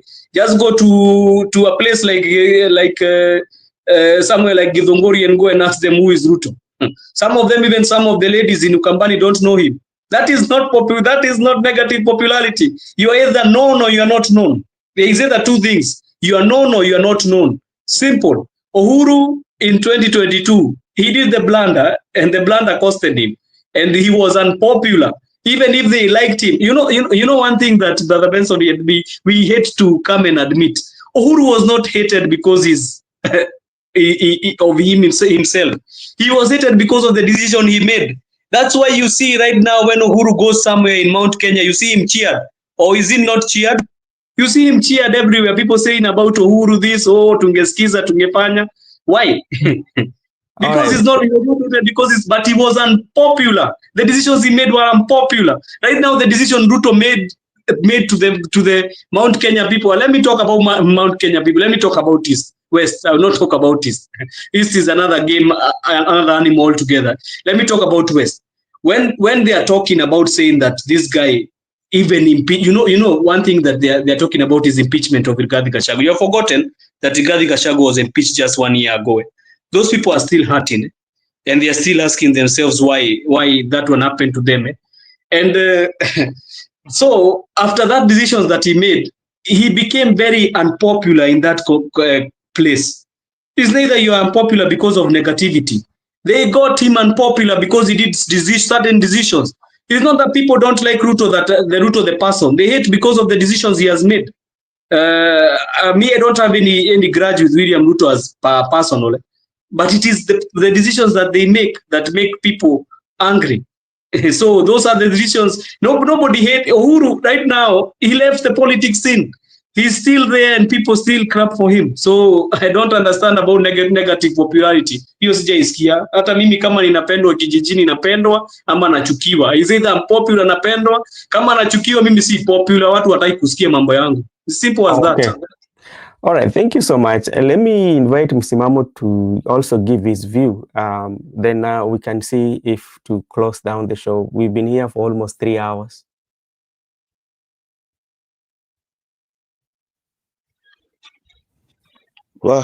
Haya popularity na nini, mimi sina shida nayo. Ya Uhuru ana popularity, siusha nini. Naangalia mbinu ya ushindi wa mtu. Hapo ndo mimi nipo. Haya mnazungumza huyu kafanya hiki, huyu hajafanya hiki. Haya hata tusaidia kwa sababu kile tunahitaji ni kwamba kama ni uchaguzi basi ufuate katiba. Fuate sheria. Umpe mwananchi aswaje amulie. So kama itakuwa pengine hapa tunakuta wengine walikuwa na kasoro na bado waliruhusiwa kupiga kuweza kuwania na ni kinyume cha sheria, hapo ndo tunakuwa na mapungufu. Unaona kwamba sheria haifuatwi kikamilifu. Unaona pili, tukiangalia haya matokeo tusidanganye hapa tukasema kwamba watu walikuwa na 50-50%. Tunaelewa kwamba ndio siasa ya pesa ndio hiyo, upande wa pili ndio wanatumia pesa zaidi kuliko kitu kingine, lakini hili halijaacha kumwacha mwananchi atoke katika goli yake ama mawazo yake kuweza kulifanikisha hili. Sisi bado anajua kwamba huyu jamaa azimu ndio hili tu. Unaona maraba, unaona. So kikwangu ni kwamba tuangalie hizi numbers so na hizi tofauti kidogo ambapo sasa hapa tunamenyana, kwa sababu tunaona labda hawa watu walikuwa na ungwaji mkono Malava nani mbele, na hapo mmesema hapana, hii vitu walifanya hesabu, hawangechukua mbele by all means, basi unafikiri ingalikuwaje upande wa nani? Wangempa sifa Gachagua, na ni jambo ambalo Gachagua sasa anafaa afunge hii mlima kama yeye ndio kingpin kweli naeleweka, afunge mlima kama ambavyo Kalonzo amefunga upande wake. Kama vile ambavyo Matiang'i amefunga upande wake, na vile ambavyo Natembea amefunga, anajaribu kufunga upande wake. So mlima isiwe kwamba kwa sababu Mozi wako hapo, wakina Kuria hawa walikuwa wanafuata nini katika uchaguzi? Walijuaje matokeo mapema hata kabla ya wakati wengine wao? So hawa wenye tamaa ambao ndio vikwazo, hawa ndio wakudili, kwa sababu hawa ndio wanaharibu sifa ya mlima.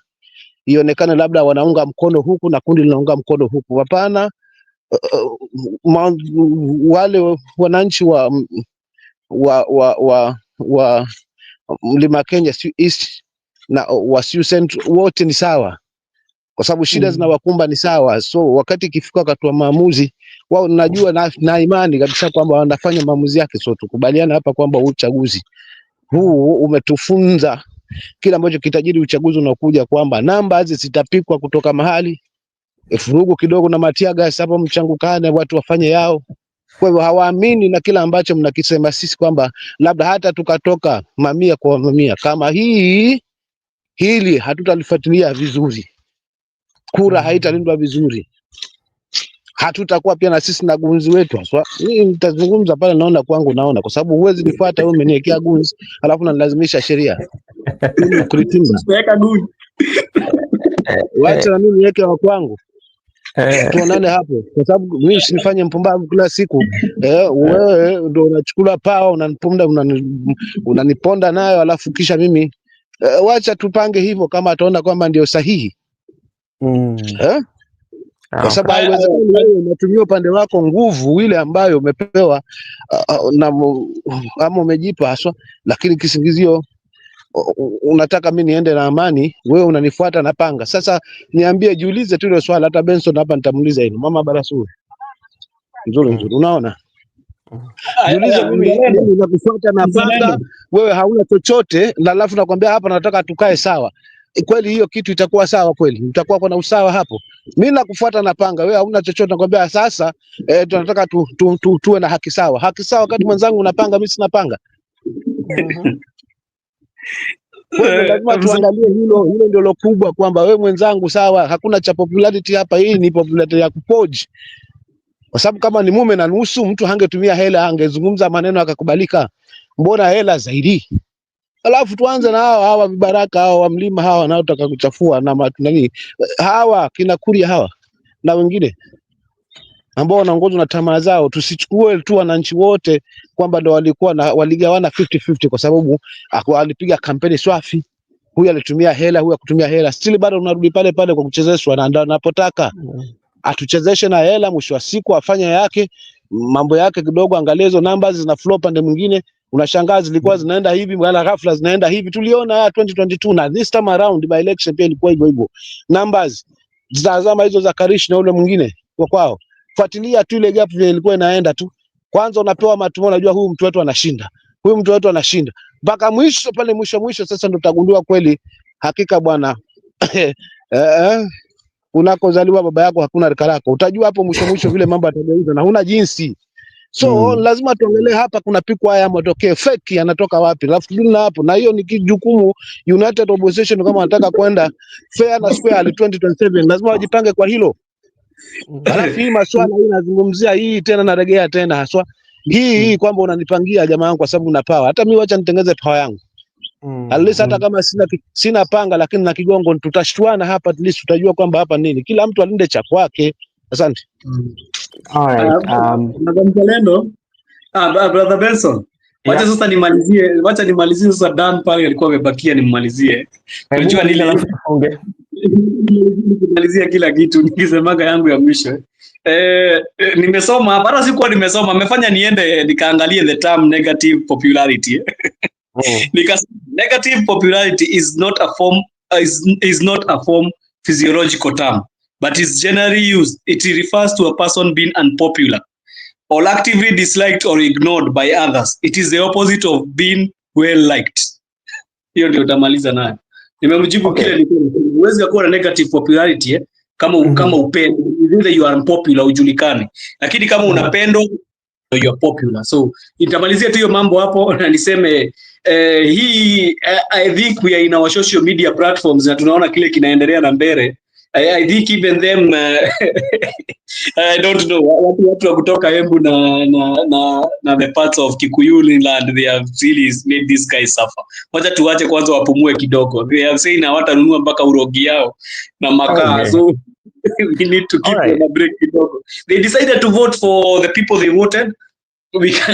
Even if it was stolen ama kile kilifanyika. Unajua hata kama tunasema kiliibiwa ama kilifanywa nini, hao watu wangekuwa nafaa kufikisha hiyo number of votes. They were supposed to have locked it down. Na kama Wamuthende haikuwa tu na kura ngiri mbili peke yake. They were supposed to lock it down. So yes, we know what happened. The government machinery was used. Haitawezekana hiyo, haitawezekana. Hata kama ingekuwa na hizo kura nini, wewe ungejuaje kama zitakuwa zina flow mahali? Unajua vile tu kwamba labda tudanganywe hapo kwamba huyu pia alikuwa na uungwaji mkono mwingi, kwamba labda wangejitokeza hawa wengi zaidi. Asilimia hata siyo niekeje, yani kwamba watu wangetoka kwa wingi dhidi ya huyu watu wa Karish wangetoka kwa wingi dhidi ya huyu wa Matako wa Madhenge. Unaona ndio mimi nasema tu mzalendo anajua tu point ya mwisho, kila mtu akuwe na panga yake, mtu ajitayarishe kwa sababu sasa kama unapangiwa ajipangie hata wewe.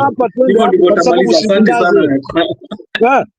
Lazima hapo tuendene hapo jamangu, tumalizana hapo mahali kama mbwai kama noma tambileje rafiki yangu upande huku wa pili.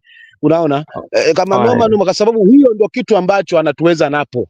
Hata tufanye nini, akifanya manipulation, akiongeza namba zake, akifanya lolote lile, tutamfanya nini? Na tuwezi songea hapo mahali. Jaribu kusongea simu yako, tunataka upige ushahidi kama hautakula tear gas, utapakaa hapo. Wewe jiulize Benson, yani jiulize tu kwamba mimi nimepigiwa tear gas ya kutosha mahali siwezi, na unaelewa tear gas ikipigwa ikichemka, huwezi ona hata upande mwingine wa pili. Unajua ni nini kinaendelea upande wa pili huko? Ukija ukisimama sasa, unakumbuka shuka ni saa 12, unakuta majibu yalikuwa hivi, mbona hafla yamechange namna hii? Hapa ndio kwenye ugonjwa. Lazima tuzungumze ukweli hapa, tusibembelezane kama tunalitakia hili taifa mema, la sivyo kama tutawapisha na kuonyeshana umaarufu nani bingwa. Sasa wacha tungoje 2027, lakini tutegemee kwamba tulivyokaa chini ya mnazi, basi hapo tunangojea maembe. Uongo. Lazima tuende kwa shina la mwembe na tusubiri maembe hapo hapo, maana hapa tulipo sasa tuko kwa shina la mnazi, alafu tunategemea maembe. Asante. Asante sana. Kama ni mbaya, hata Jomo alisema kama ni mbaya ni mbaya. Kama ni kumwaga tunamwaga. Naomba bwana zangu kwanza niweke sawa, na alafu nianzishe show mapema, tuchemke saa 12 leo. Okay, alafu hebu angalia simu yako, nimekutumia message nyingine hapa, alafu nijibu. Asante, wacha niangalie kaka. Okay, asante sana. Joseph, let me take this opportunity to thank you for joining the show, and everybody on the comment section. Father Dan, thank you so much. I have Gitonga is here with me. I saw also Ashley, thank you so much for joining. Who else? Gitonga, Father Dan, I've seen you. Ashley,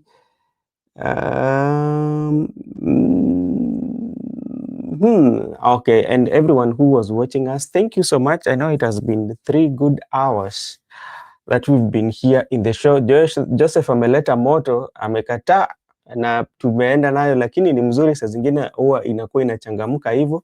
Mzalendo pia alikuwepo na yeye akatoka. Kwa hayo machache, mimi nawashukuru wote. Kesho pia asubuhi, leo Sunday asubuhi tutakuwepo hapa. Nadhani Joseph utakuwa na nafasi. Yeah, I'll be there, but let me thank all the viewers. I did not thank them today, Brother Benson. Let me take only a few seconds to thank everybody who comes here. I like the input of everybody. Unajua, even these by-elections, Brother Benson, they have really taught everybody a lesson. Kila mtu anasoma. There's nobody who is not learning something or two.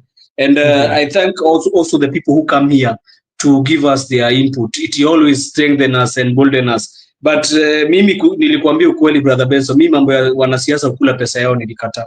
After ule mzee apate stroke, nilisema mimi mambo ya pesa ya mwanasiasa sitakula. Juu hii pesa inatoka wapi Brother Benson? Na labda jioni, labda huyo jamaa analia semaga mlimnyima nini, ukiwakilia hiyo machozi na wewe inafanya mambo yako isiende vizuri.